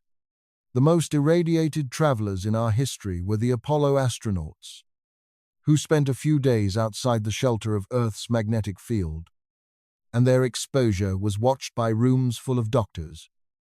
Mission by mission, hour by hour, the entire radiation dose of a moon voyage, the career worry of the boldest cruise we ever launched, would be delivered to the unshielded bow of the Andromeda ship in an instant too brief to have a name. What the space age calls a hazard, this voyage calls the first tick of the clock. An unprotected human standing at that bow would absorb a lifetime's permitted dose. then a lethal dose, then a dose no textbook bothers to chart, all before finishing a single breath. Now watch what that fact does to the shape of life on board. Because the storm redraws the entire ship. The bow becomes a place with no doors. The forward third of the vessel, whatever machinery lives there, is written off as territory, sealed, unmanned, visited by nothing but maintenance robots with short life expectancies. The crew lives aft.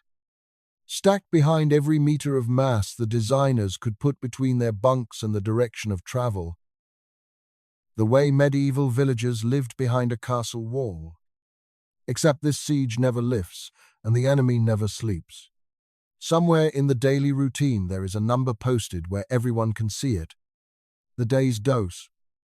The slow count of every crew member's lifetime allowance draining away. And the whole voyage becomes a quiet negotiation with that number. Move a workstation aft. Reroute a corridor.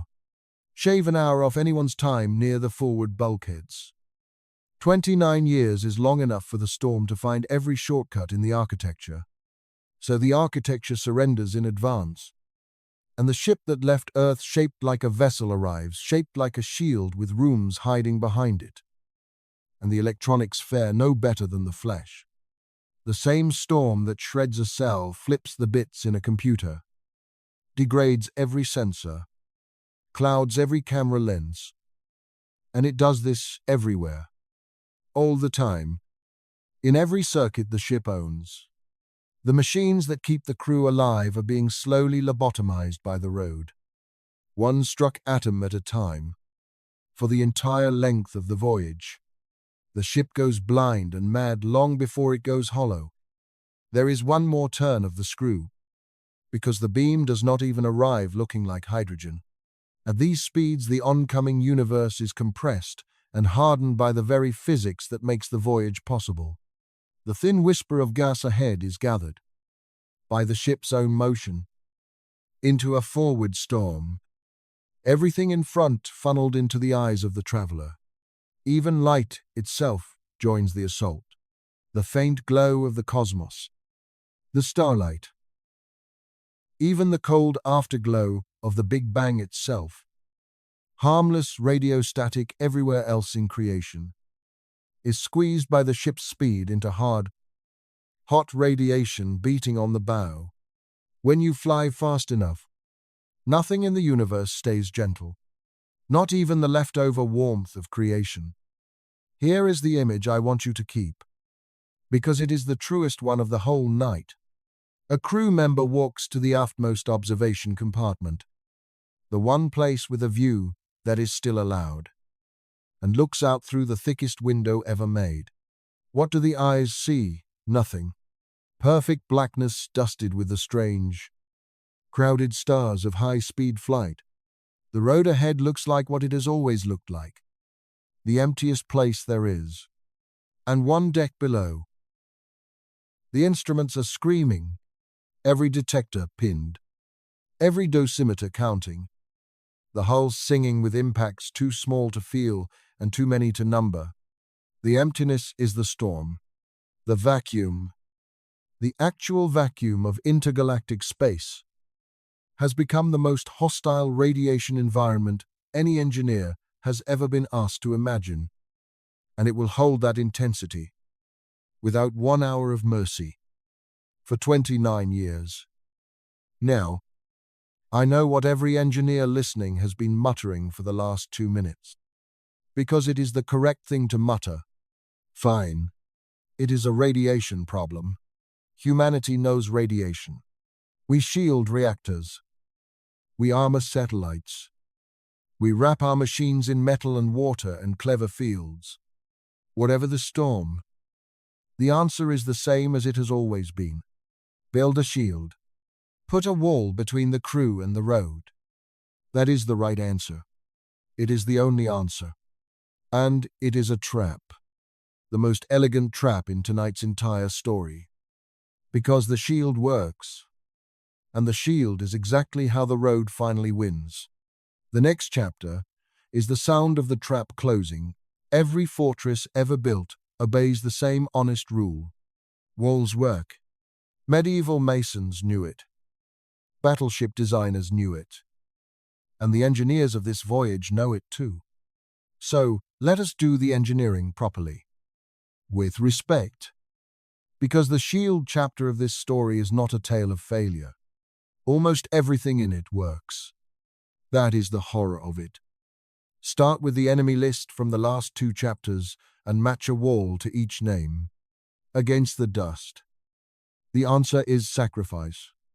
You hang a thick plate far ahead of the ship. A bumper of dense material whose whole job is to die, absorbing each grain's explosion in a layer you can afford to lose. Backed by gap after gap and plate after plate, so that no single blast reaches anything that matters. Against the radiation, the hydrogen storm, the answer is depth. Mass between the beam and the crew. Water is superb at this. Meters of it, wrapped around the living spaces like a moat. Liquid hydrogen is even better, and layered graphite, and dense metal for the hard core of the storm. And for the charged particles, there is an elegant trick on top. A magnetic field thrown forward like an invisible plow, bending the incoming protons aside so that some of the storm never touches the hull at all. Now for the honest caveat, and I want to place it carefully, because it makes this chapter worse, not better. We understand the physics of shielding. Humanity has been stopping radiation for a century, and every principle I just listed is real. What nobody owns, anywhere, is a design that scales to this regime. Because at these energies, the wall itself turns traitor. When a proton this fast slams into shielding, it does not simply stop, it shatters. And the shattering sprays out a shower of secondary particles, fragments and gamma rays cascading deeper into the material, so that the first meters of any armor become a factory for new radiation aimed at the very people the armor protects. Engineers see this today, in miniature, with ordinary cosmic rays hitting ordinary spacecraft. At our ship's energies, the cascades are beyond anything ever tested, which means the moat cannot merely be thick. It must be thick enough to swallow the storm and then swallow the storm's children. And every added meter is bought in tons. So build it, be honest and be generous. A sacrificial bow armored in layers, a water jacket deep enough to tame the proton storm and its cascades for 29 years, magnetic coils and their power plants, structure to hold the moat, plumbing to move it, margin to survive the years of erosion we already know are coming.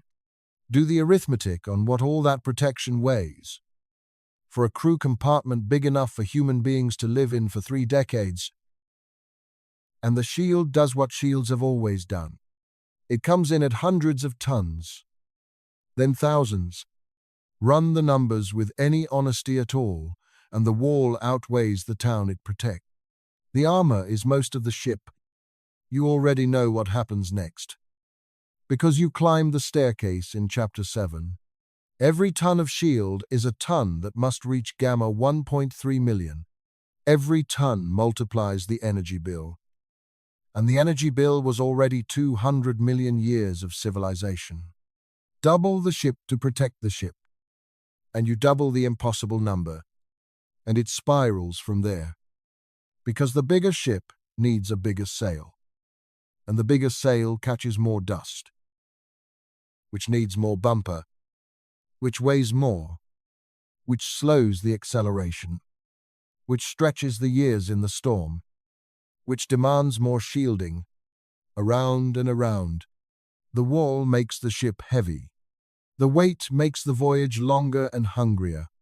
The longer, hungrier voyage needs a thicker wall.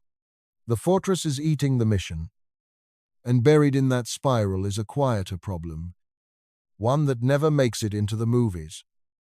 And it may be the meanest of them all. Ask a simple question. All that energy the shield absorbs. Hour after hour, the artillery of the dust and the endless proton rain. Every joule of it stopped by the armor. Where does it go? It goes into heat. Stopped radiation becomes warmth. That is the whole transaction. And the numbers are vicious. The bow armor is being cooked, pinpoint by pinpoint. A surface welded by the road itself, running hot enough to glow. The water moat warms. The magnets and their reactors pour out their own waste heat. The crew and their machines add more. And now recall where this ship lives. In the one place in creation where heat has almost nowhere to go, on Earth. Everything you own is cooled by the planet. Air carrying warmth away from your engine, your body, your laptop, every second. For free? In vacuum, there is no air, no water, no ground. There is exactly one exit for heat, and it is to glow it away as radiation. Slowly, from large surfaces built for the purpose. So the ship must sprout radiators. Great fins and wings of hot metal, acres of them, spread wide to bleed the fever into the dark. And radiators are area. And area facing the road is a target. Every square yard of cooling fin is another square yard of bow, catching another column of dust and protons. Generating more heat, demanding more radiator. The cure feeds the disease it treats. Step back now, all the way back, and look at what the machine has become. Because this is the closing of the trap. The faster the ship flies, the harder the road hits it. The harder the road hits, the thicker the walls must grow. The thicker the walls, the heavier the ship. The heavier the ship, the more energy the crossing demands. And the hotter everything runs. And the wider the radiators spread, and the more of the road the ship must eat. Every arrow in the design points at every other arrow. There is no clever place to stand. Chemistry could not pay for speed. So we reached for fusion, and fusion could not pay. So we reached for antimatter, and the tank itself betrayed us. So we left the engine at home, and the beam had no reach and no brakes. And now the very act of surviving the road has quietly become the thing that makes the road unaffordable. Nothing failed tonight. Every single solution worked. And every single solution made the ship worse. That is the sentence at the bottom of Act 3. And I want it, said plainly. In this regime of speed, engineering does not converge. It diverges, it diverges. Each fix is bigger than the problem it fixes. But tonight we made a promise to be stubborn. So we will keep it one more time. Grant everything. The planetary laser, the county-wide sail, the moat, the magnets, the acres of glowing fins. Grant a civilization mad enough and rich enough to pay for all of it. The ship survives the storm, 29 years of it, and the storm outside begins. At long last, to ease, the stars ahead loosen and spread. Andromeda unfurls across the forward windows, 1 trillion suns wide. No longer a smudge above a gravel road, but a sky. An entire foreign sky, filling the glass. The crew has crossed the ocean, and they are about to discover the thing no story ever warns you about. The detail hiding in the pocket of this night since Chapter 9. The hardest part of a voyage to Andromeda is not the leaving, and it is not the crossing. It is that nobody, anywhere, has ever figured out how this trip is supposed to stop. Before we face the brakes, walk the ship with me one last time, stem to stern, because there is an inventory this night still owes you. We have armored the hull and paid the energy bill, at least in imagination. What we have never done is ask the quietest question in engineering, the one that decides every long voyage in history. When something breaks, and something always breaks, who fixes it? The most self-reliant machines America has ever built are submarines. A ballistic missile submarine slips out of port, dives, and vanishes for months at a stretch, sealed tight, making its own air, its own water, its own electricity, hundreds of feet down where no help can follow. It is the closest thing our species owns to a ship that needs nobody. And even that machine lives on a leash. Behind every patrol stands a harbor, a dry dock, warehouses of spare parts, tenders and rescue ships, and a navy full of people whose entire job is to bring that boat home. The proudest lone wolf we have ever engineered gets to be a lone wolf for about half a year. And then civilization takes it back into the shop. Our ship gets 29 years. No harbor, no dry dock, no tender, no shop. Every pump, every valve, every seal, every chip, every line of code has to run, or be fixed, or be replaced, using only what is on board. For the length of a mortgage, think about your own house across 29 years. The water heater dies, the roof ages, the wiring grows quirks, and the hardware store rescues you 100 times without you ever noticing the miracle. Now, weld the doors of the hardware store shut and put the house in a place where a failed seal means everyone inside stops breathing. That is the maintenance plan. And the road makes it crueler, because this house is being sandblasted the entire time.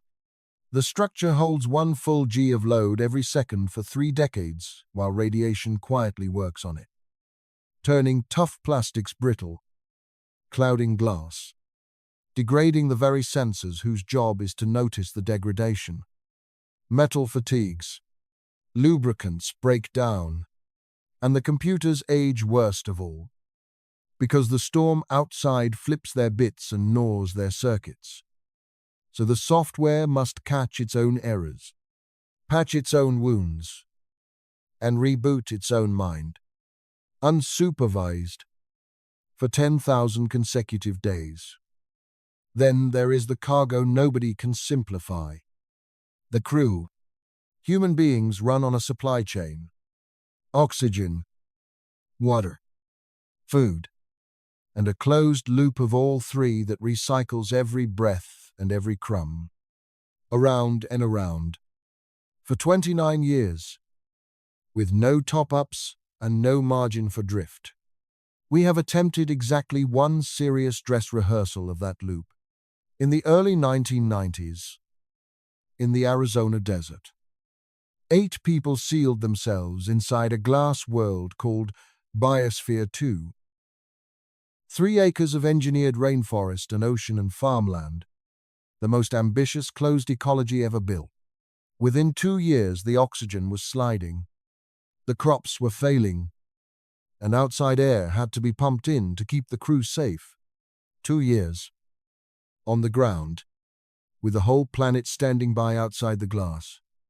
Our voyage asks for 15 times that. In a radiation storm, with the door welded shut, and the crew themselves are machinery of the most inconvenient kind. Somebody needs a filling at year 4. Somebody's appendix goes at year 11. Somewhere in 3 decades comes the tumor, the infection, the broken hip, and the nearest hospital is the ship itself, which means the ship carries surgery, pharmacy, and diagnostics, and the mass problem smiles and adds it to the bill. Now here is where I tell you the part that separates this voyage from every hard voyage before it. And it has nothing to do with hardware. Every expedition in human history however far it wandered, remained inside one conversation. Magellan's crews were gone 3 years, but Spain still existed while they sailed, and the world they returned to remembered them. Apollo 13 blew half its guts out 200,000 miles from home, and within seconds, rooms full of engineers in Houston were working the problem. Because the moon sits 1.25 light seconds away, close enough for a species to hold its breath together, distance has always meant delay. It has never before meant divorce. Run tonight's number 1 more time, and hear it change its meaning for the 6th time. 2.5 million. It was a distance, then a travel time, then a debt mailed home, then a price, then a column of matter. Now it is the length of a silence. A radio message flies at the speed of light. The same speed the ship spent this whole story failing to reach, which means every word sent home takes 2.5 million years to arrive. The triumphant transmission, the one that says we made it, we are alive, it can be done, crawls across the ocean of dark while back on Earth 2.5 million years of history happen to whoever is left.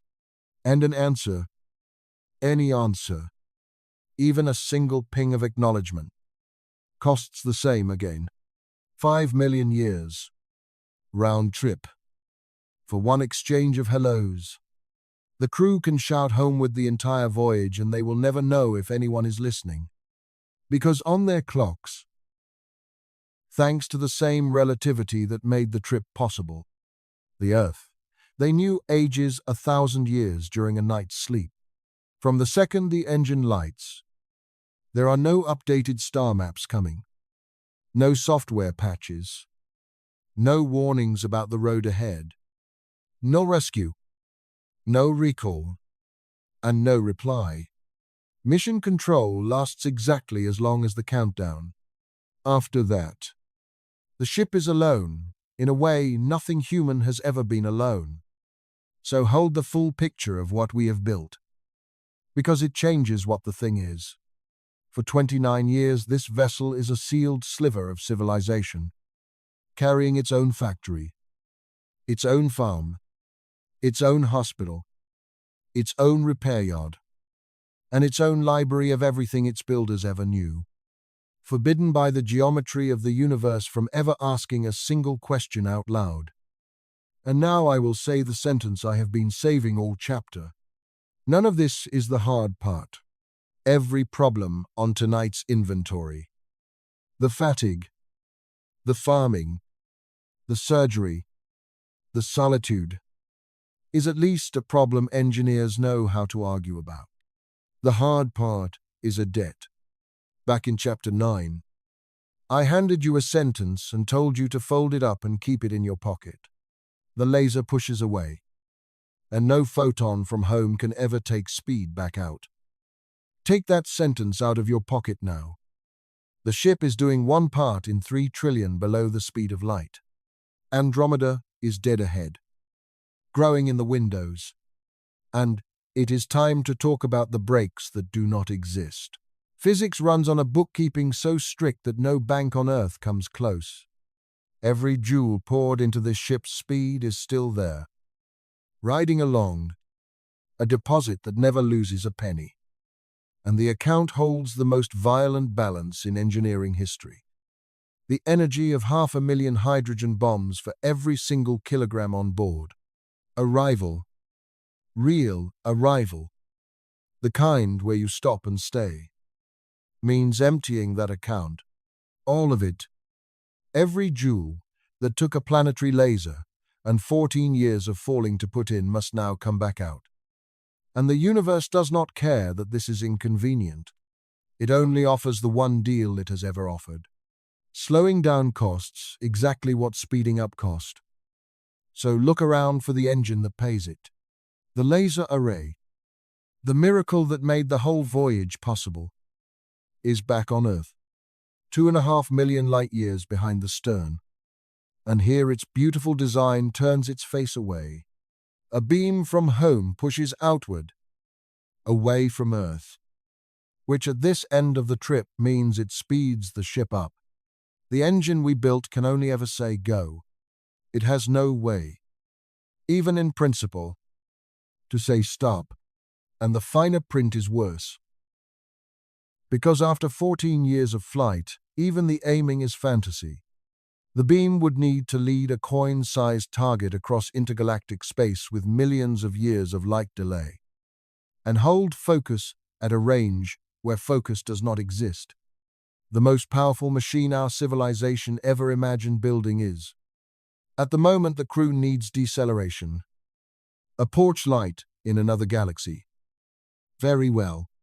The engineer's mind starts down the list. And tonight, we owe it to the crew to walk every entry to the end. Carry braking fuel, pack rockets for the far end, and burn them backward on approach. You already know this one's grave, because we dug it in Chapter 8. The staircase does not care which direction the burning points. Decelerating from Gamma 1.3 million by onboard fuel demands the same mountains of perfect antimatter that acceleration demanded. And it is deader than dead, because every ounce of that braking fuel had to be accelerated first, which multiplies the outbound bill all over again. The rocket that eats itself twice. Next, build a laser at the destination. Put the braking beam in Andromeda, point it back along the approach, and let the ship ride it down to a stop. The outbound trick in reverse. As physics, it is flawless. As a plan, listen to it. The first ship ever to cross to Andromeda arrives to find a planetary-scale laser array waiting for it. Built ahead of time, on the far shore, by somebody who built it. The machine that could build it is the very machine we cannot deliver. The plan requires the voyage to have already succeeded before the voyage can succeed. Engineers have a technical term for a design like this. A miracle.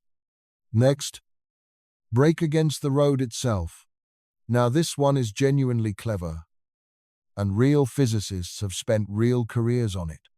The idea is called a magnetic sail. Fly a vast loop of superconducting cable ahead of the ship. Energize it, and let its magnetic field drag against the thin plasma of space, plowing the interstellar medium like a keel plowing water, converting speed into a long, slow wake. For probes coasting home at a few % of light speed, the published studies say it could work, shedding velocity over decades and over distances measured in light years. But our ship is so far beyond a few % that the arithmetic changes species. Remember what the road became at this speed. The medium is a beam of hard radiation, and a brake is, by definition, a machine for catching the road on purpose. Deliberately coupling this ship to the oncoming storm means volunteering the vessel to absorb, through a wire loop, the very bombardment the armor spent 2 chapters trying to survive, except now scaled up to swallow the entire kinetic account. 500,000 bombs per kilogram. Through the brake pads, the sail that could drink that fire hose without vaporizing, and the centuries of ship time the gentle drag would demand, belong to a much slower voyage than ours. The road makes a fine enemy in a fatal break. Next, then comes the folk remedy, the one every listener reaches for around now. Skim an atmosphere, whip around a star, let Andromeda's own gravity do the catching. And here the numbers turn almost comic. Gravity assists live on the scale of orbital speeds, tens of miles per second, and even the whole assembled mass of a galaxy holds its stars at a few hundred miles per second. Our ship is traveling 600 times faster than the fastest stars it will pass. To the incoming vessel, the entire gravitational grip of 1 trillion suns amounts to a rumble strip on the shoulder of a highway. And touching anything material, The thinnest wisp of the thinnest outer atmosphere of any world is simply the water bottle calculation from Chapter 7, running in reverse. An arrival announced as a flash visible across interstellar distances. There is no catching a bullet with a pillow at these speeds. There is only the flash. So let us stop flinching and watch what actually happens to the ship that cannot break. Because this picture is the whole chapter. And I want to run it slowly, minute by minute, the way the crew would live it. They do everything right. They cross the ocean. They survive the storm. And Andromeda swells out of the darkness, exactly as promised. For weeks it grows in the forward view. From a knot of light to a coin. From a coin to a dinner plate. Until the day comes when it stops being an object ahead and becomes the sky itself. Spiral arms spreading past the edges of every window. A shoreline of 1,000,000,000,000 suns opening its harbors. On the bridge, the instruments confirm what the eyes already know. They are entering the halo. They have arrived at the greatest destination in the history of their species. And the shoreline is coming at them at 1 part in 3 trillion below the speed of light. The galaxy they spent 29 years reaching is more than 200,000 light-years wide. An object so vast that light itself needs 2,000 centuries to cross it. At the cruise speed, with their clocks running slow, the entire crossing of the entire galaxy takes about 2 months of ship time. 2 months. Picture the first week. The outer halo streams past, thin and quiet. Ancient stars drifting by like buoys at the mouth of a harbor. Picture week 3. The ship threading into the outer spiral arms. And now the windows are genuinely full. Star fields sliding past in silence. Nurseries of newborn suns glowing rose and blue. Each one a wonder that took 4 billion years to assemble. Each one visible for hours and then gone astern.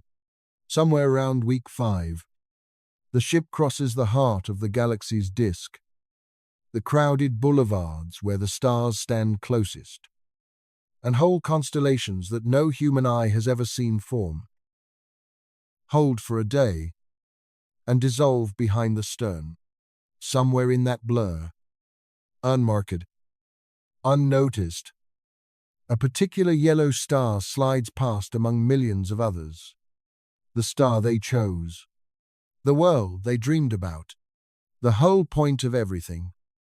In one window, and out of another in less time than it takes to walk to that window. And the crew can do exactly nothing about it. Because at this speed, stopping was never on the menu. And every mile of paradise costs them another mile of paradise.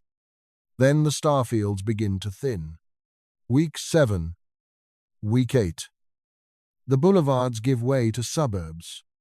The suburbs to scattered farmhouses of light. And then one day the last stars of Andromeda are behind them. And the forward windows fill again with the old, original blackness. The ocean between galaxies. Except now there is no destination printed on it. There is only the deep intergalactic dark. And the next shore of any kind lies 100 times farther than everything they just crossed. And the fuel is spent, and the beam is dead, and the ship sails on at the speed that saved them, which is now, forever, the speed that damns them. That is what the voyage becomes without an answer to breaking. So write the sentence into the log of this night in plain letters. Reaching Andromeda at nearly the speed of light is not arrival. It is a collision with Andromeda. The most beautiful equation of this entire story, the one that shrank an ocean to 29 years, only ever promised to get us there. It swore nothing, ever, about letting us stay. And of every wall this night has built, this one has the strangest shape, because it stands at the finish line. A civilization could pay every bill, survive every storm, cross the whole Gulf without one failure, and lose the entire voyage in its final 2 months, streaking through paradise too fast to stop. Out the far side, into nothing. But tonight, one last time, we are going to be stubborn. Grant the miracle. Say some genius we cannot imagine solves the breaks. And the ship sheds its terrible account, and the storm in the windows quiet, and the crew of the first vessel ever to leave one galaxy floats. At rest. Safe. Alive. Inside Andromeda. Now somebody on that bridge has to ask the question that sounds like a joke and is not one. We are here. Where? Exactly. Is here because a galaxy, it turns out, is not a place you can arrive at. And the map they brought from home has a flaw in it that no engineer on Earth can fix. A flaw that was already 5 million years deep on the day the ship was launched. Every journey you have ever taken ended at a line. The driveway, the city limits sign, the jet bridge, the front porch of the place you were going. Arrival, in human experience, has an address, and somewhere near the address there is a sign that says you made it. So the crew of our ship, floating at rest for the first time in 29 years, does what every traveler in history has done at the end of the road.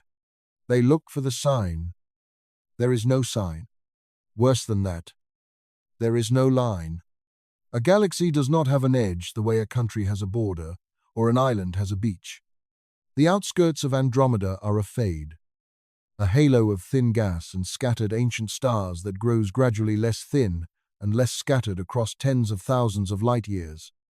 And no astronomer alive can point to the light year where outside becomes inside. The crew crosses into the greatest destination in human history. And the moment of crossing does not exist. The windows on arrival day look almost exactly like the windows the year before. A little more glow on one side of the sky, a few more faint stars.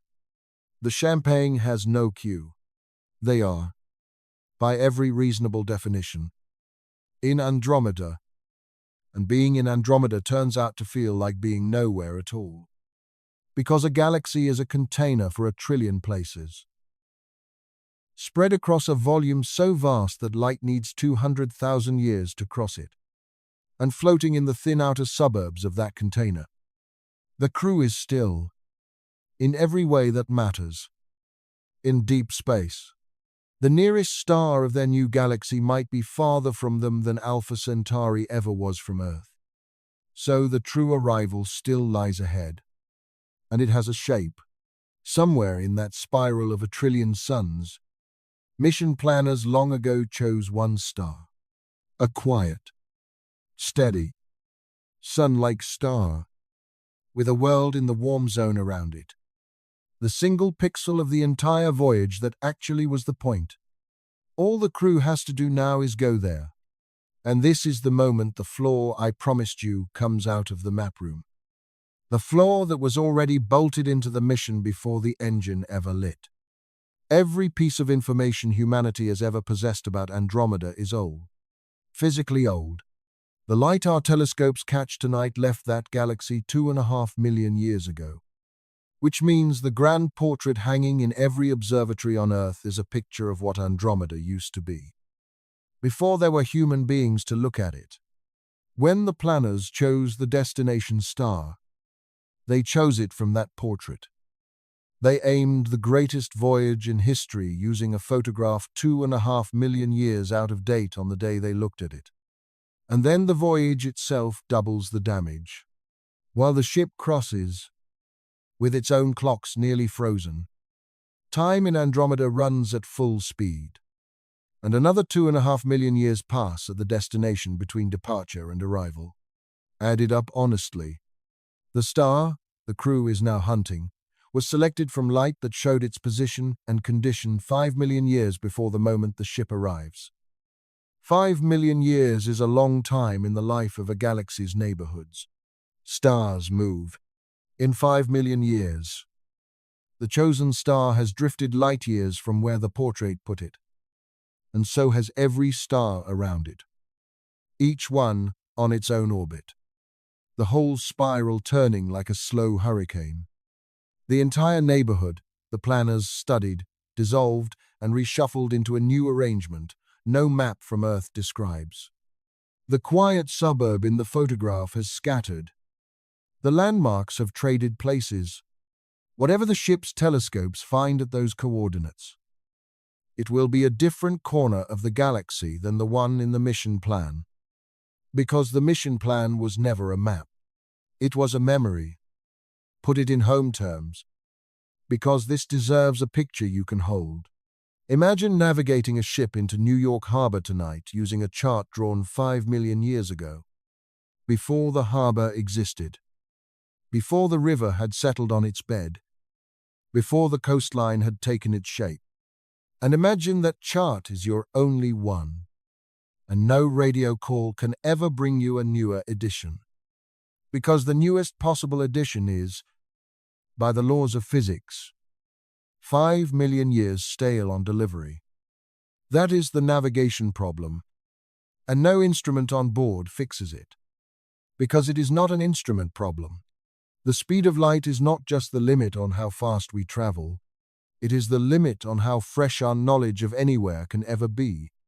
Distance, at this scale, does not only separate places, it separates nows. To be fair to the crew, they are not helpless. As the ship closes in, new light arrives, fresher and fresher, and their own telescopes begin correcting the ancient portrait. They can find where the chosen star has wandered to, or pick again from what is actually there. The voyage does not have to end lost. But hear what has happened to the mission. They cross the ocean to a destination, and the destination is a thing they must now find. By searching, on arrival, among a trillion candidates, with supplies and shielding and years all bleeding away, hoping the new light shows them something worth the whole price. Nobody travels to Andromeda. That was the fine print all along. You travel to where Andromeda used to be, and then you go looking for it. No, I know the thought forming out there in the dark, because after a night like this one, it is the only sensible thought left. Enough. Enough of this particular galaxy. If Andromeda costs a civilization everything and hands back a 5 million-year-old treasure map, then let it go. The universe holds hundreds of billions of galaxies. Wait 1,000 years. Wait 10,000. Grow richer. Grow smarter. And choose a better target from the endless menu. Patience fixed every other problem in history. Surely patience fixes this. And here is where tonight turns colder than any chapter so far. The menu has a clock on it. Out beyond our little neighborhood of galaxies, something has been happening the entire time we have been talking. Something that has nothing to do with engines or armor or brakes. And it is quietly doing the one thing worse than making the destinations hard to reach. It is erasing them just under a century ago. On a mountaintop in Southern California, a tall former high school basketball coach named Edwin Hubble spent his nights at the eyepiece of the largest telescope on Earth, measuring the light of distant galaxies. He was the man who had proven, only a few years earlier, that the smudge above the gravel road was another galaxy at all. And in those measurements he found something nobody was ready for. Almost every galaxy in the sky, in every direction, is moving away from us. And the farther away a galaxy is, the faster it is receding. The whole universe is expanding. Be careful with that sentence, because the picture it paints in your head is probably the wrong one. And the right one is stranger. The galaxies are not fleeing through space like shrapnel from some explosion, with empty room waiting out ahead of them. Space itself is stretching. The distance between things is growing because the thing the distance is made of is growing. Bake a loaf of raisin bread and watch the dough rise. Every raisin drifts away from every other raisin. And no raisin is swimming through the dough. The dough itself is swelling, carrying them all apart. We are a raisin. Every other galaxy is a raisin. And the dough has been rising for nearly 14 billion years. Now, your own neighborhood shields you from ever feeling this. Gravity wins every local fight. The Milky Way holds itself together. And our little cluster of neighbor galaxies holds itself together. Because at short range, the pull of all that mass is far stronger than the gentle swelling of space. Andromeda, remember, is actually approaching us. Gravity hauling the two great spirals toward each other across the gap. Our neighborhood, the few dozen galaxies of what astronomers call the local group, is a knot tied tight enough that the rising dough cannot loosen it. Inside the knot, distances hold. Outside the knot, the stretching rules everything. And in the late 1990s, astronomers measuring distant exploding stars discovered the twist that reshaped cosmology. The stretching is speeding up, some unknown pressure woven into empty space, which physicists shrugged and named dark energy, is making the dough rise faster with every passing age. The expansion is not coasting, it has its foot on the gas. And an accelerating expansion does something that a coasting one never would. It builds a wall around us. Follow the logic. Because it is short and it is merciless. If the space between us and a distant galaxy grows fast enough, then the total gap can widen faster, then light itself can close it. Light is still the fastest thing there is. Nothing overtakes it through space. But the road itself is lengthening, and there is no speed limit on the road.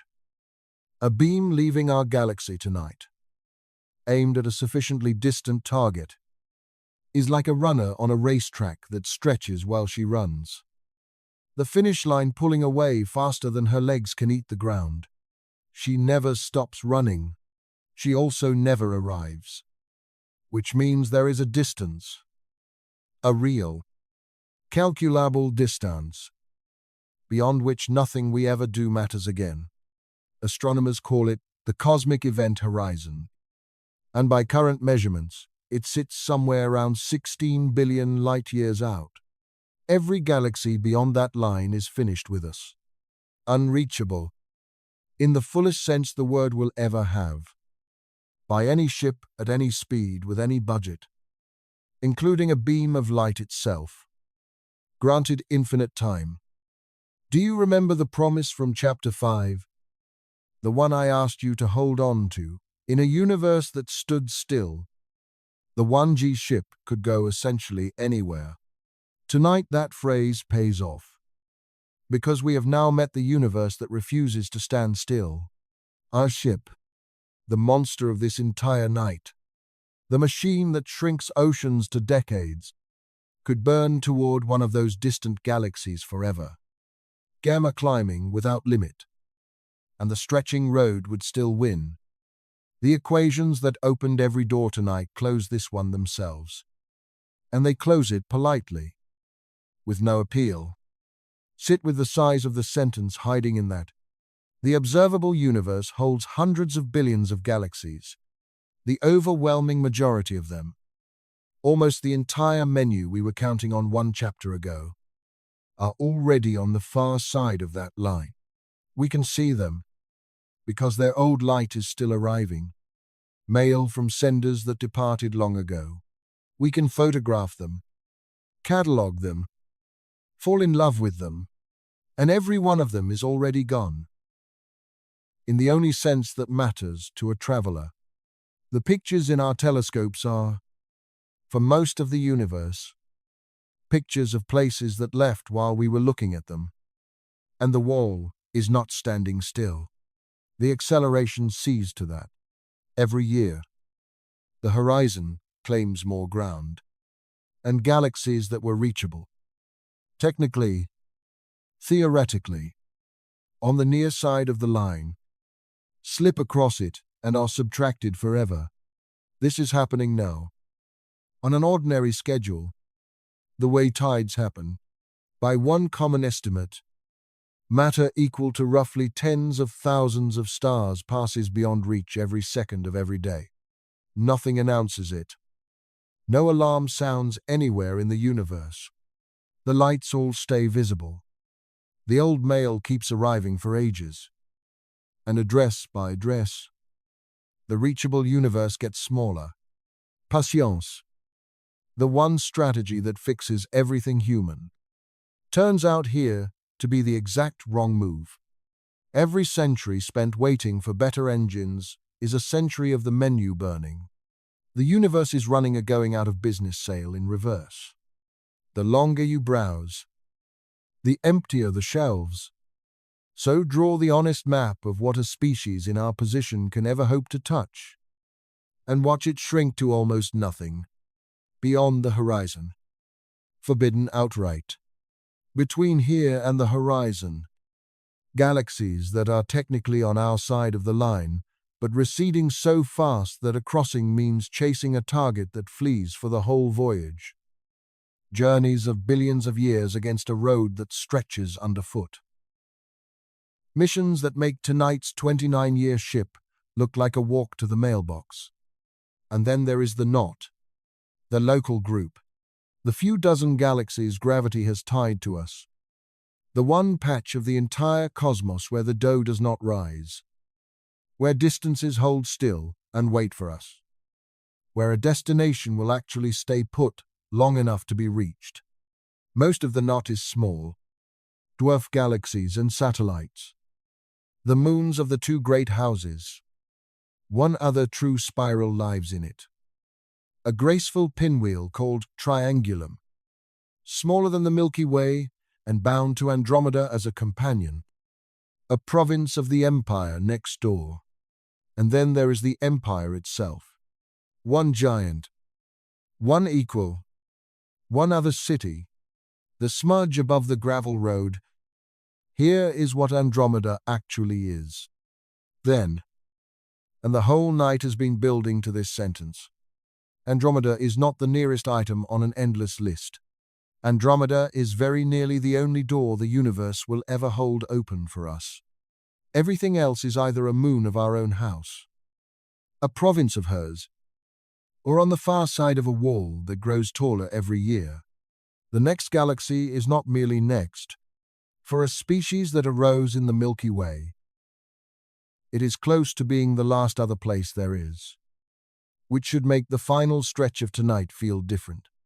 Because if there is exactly one door, then everything hangs on where that door leads.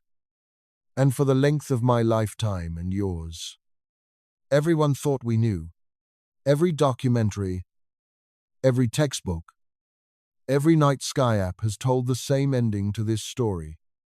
The two great spirals falling together, destined to meet. That certainty was one of the most repeated facts in all of astronomy. And within the last 2 years, while nobody outside a few observatories was paying attention, that certainty quietly came apart. For as long as most of us have been alive, this story had an ending, and it was a famous one. You have probably heard it. It goes like this. We may never reach Andromeda, but it does not matter, because Andromeda is coming to us.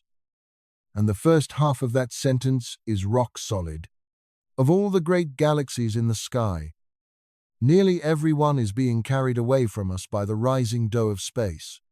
Andromeda is the grand exception. Measure its light, and the message is unmistakable. That galaxy is approaching, falling toward the Milky Way at roughly 250,000 miles per hour. Gravity hauling the two great spirals of our neighborhood across the gap between them, while our engineers spent tonight failing to cross that ocean in one direction. The ocean itself has been narrowing from the other side. Every year of your life, The smudge above the gravel road has come about 2 billion miles closer. In 2012, that story reached its triumphant final chapter. Astronomers using the Hubble Space Telescope finished a measurement they had chased for a century. The sideways drift of Andromeda across the sky. The one number that decides whether an approaching object hits you or misses you. Their verdict made headlines around the world. The sideways motion was tiny. The approach was nearly head-on, in about 4.5 billion years. The announcement said, the Milky Way and Andromeda would sweep into each other, tangle, and over the ages merge into a single vast galaxy. Artists painted the future night skies of Earth, Andromeda swelling across the heavens until it filled everything. Writers even coined a name for the child of the merger, Andromeda. And notice what a strange comfort that ending offered our whole question tonight. No ship could ever make the crossing. Fine, but wait long enough, the story said. And the crossing unmakes itself. The two cities become one city. The gap simply closes on its own schedule. And the last other place there is comes home to us. It was, in its enormous way, a happy ending, and for a decade it sat in the textbooks as settled fact. And then, in June of 2025, the ending came unpinned.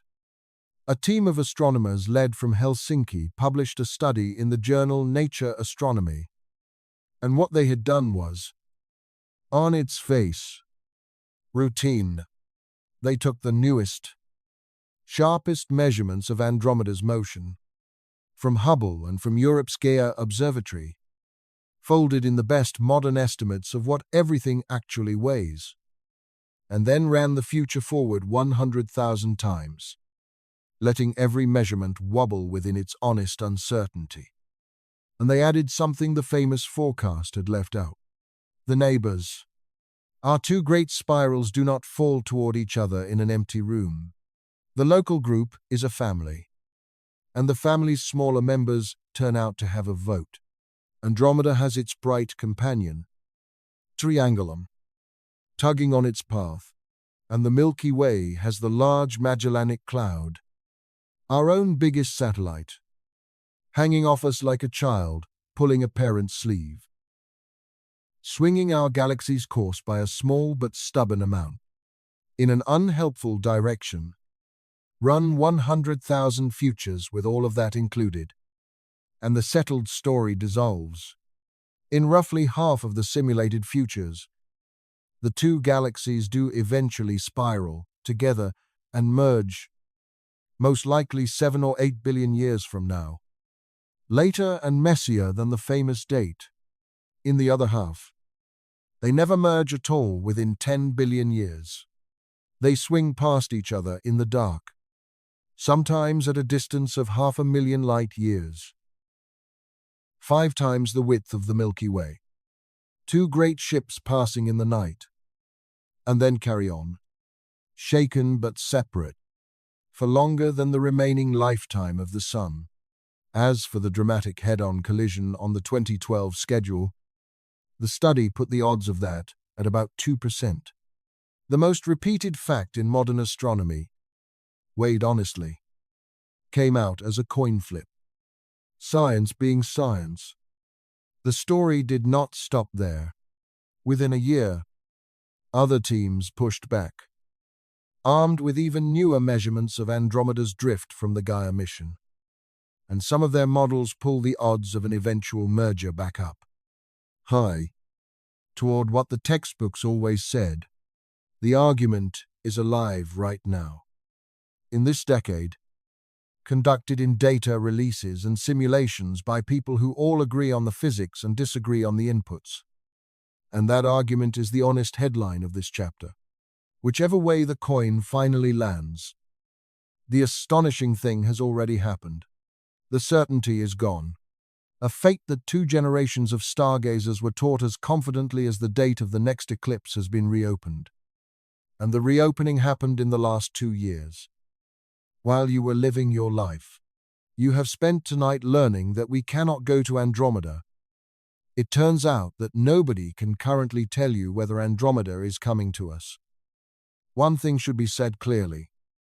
The way this channel tries to say things about what is and is not at stake, even in the futures where the galaxies do merge, no calamity follows for worlds like ours. Galaxies are almost entirely empty space. And when two of them pass through each other, the stars glide past one another like fireflies crossing a stadium. Collisions between individual suns essentially never happen. A merger is a slow braiding of two rivers, spread across ages. And on the timescales in question, the sun itself will have changed beyond recognition long before any of it plays out. The stakes tonight are smaller and stranger than survival. The stakes are the ending of a story, the one consolation this whole night seemed to offer. And right now, that consolation stands exactly where the rest of the voyage stands, written in equations, priced in uncertainties, and out of our hands. So gather the full picture, because it is finally complete. One door in the whole universe, a door we cannot afford to walk through, and a door that, we learned only yesterday, may be drifting toward us across deep time, or may be swinging slowly past, destined to miss, and the finest instruments our species owns cannot yet tell us which. That is everything. The whole case is on the table. It is time to answer the question on the poster. Come back to the beginning with me, one last time, and let us walk the whole road at a run. We started with the answer everyone knows.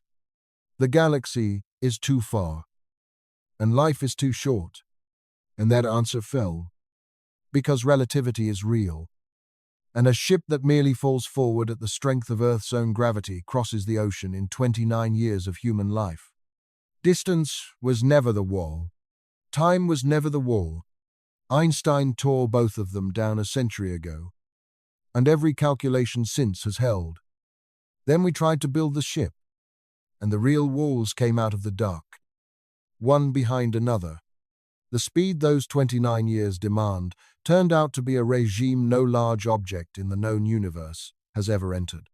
The energy bill for one modest vessel came to hundreds of millions of years of our civilization's entire output. And that was the polite version. Carrying the energy died on the staircase of the rocket equation, with even perfect antimatter demanding 1 trillion tons per ton delivered. Leaving the engine at home gave us a real technology and a paperclip payload, a beam with the reach of a front porch, and no brakes. At speed, the emptiest road in existence turned into a wall of artillery and radiation, and the armor against it made the ship too heavy to push. And the heat of survival demanded radiators that fed the very storm they cooled. The crew sailed beyond the reach of every answer, every repair, every reply, into a silence 5 million years deep. Round trip, and a ship that somehow endured all of it arrived at the one problem crueler than the crossing, that at these speeds there is no such thing as arriving. Only a 2-month streak through paradise and out the far side. Forever. Grant the brakes by miracle, and the destination itself dissolves into a memory. A star, chosen from light 5 million years stale, in a spiral where nothing stays where the map remembers it. And then the night went one level deeper. We reached for the endless menu of other galaxies, and found the universe erasing it. The expansion accelerating, the horizon closing, whole galaxies slipping beyond reach every year while their old light keeps innocently arriving. We found that Andromeda is very nearly the only door the universe will ever hold open. And in the final turn, we learned that the one consolation, the promise that the door would come to us, has quietly reopened into a coin flip that the best measurements alive cannot yet call. So here is the honest answer to the question on the poster. And notice that it is neither the answer we started with nor the answer science fiction fears. The laws of physics never forbid this trip. There is no equation anywhere in tonight's story with the word impossible in it. The door is real, and it stands open, and that is precisely the cruelty. Physics leaves the door open and then prices the doorway. Every solution we possess makes the ship heavier, or hungrier, or hotter, or blinder, and every fix costs more than the problem it fixes, so that the price of the crossing grows faster than any technology we know how to imagine, let alone build. We will never reach our next galaxy for the same reason a man standing at a teller's window with every dollar on Earth can still fail to buy something. Nothing stops the purchase except the price. One more time. Then, the number that has walked beside us all night. 2.5 million. It began as a distance, the farthest reach of a human eye. It became a travel time that outlasted planets. It became a debt of years mailed home to Earth. Then an energy bill written in centuries of civilization. Then a column of matter aimed at a ship's bow. Then the length of a silence no message survives. Here is its final meaning. And it is the whole night in one line. 2.5 million is the size of a gap that equations can cross and engineering never will. And yet, walk back out to that gravel road with me, because it is still October there, and the sky is still doing its rare, generous thing. Cassiopeia still points the way. The smudge is still exactly where you left it at the start of the night. Faint and patient above the harvested fields. Nothing about it has changed. Everything about looking at it has, because you now know that the little blur is a trillion suns that no traveler from this world may ever stand among. The next shore of a species that will likely spend its whole run on this one beach. And still the light comes. That is the strange mercy hiding at the end of all this arithmetic. The crossing we cannot afford is being made anyway. In the other direction. Constantly. For free. Every clear night. 2.5 million years of ocean. Crossed. Delivered. Finished. Inside your own eye.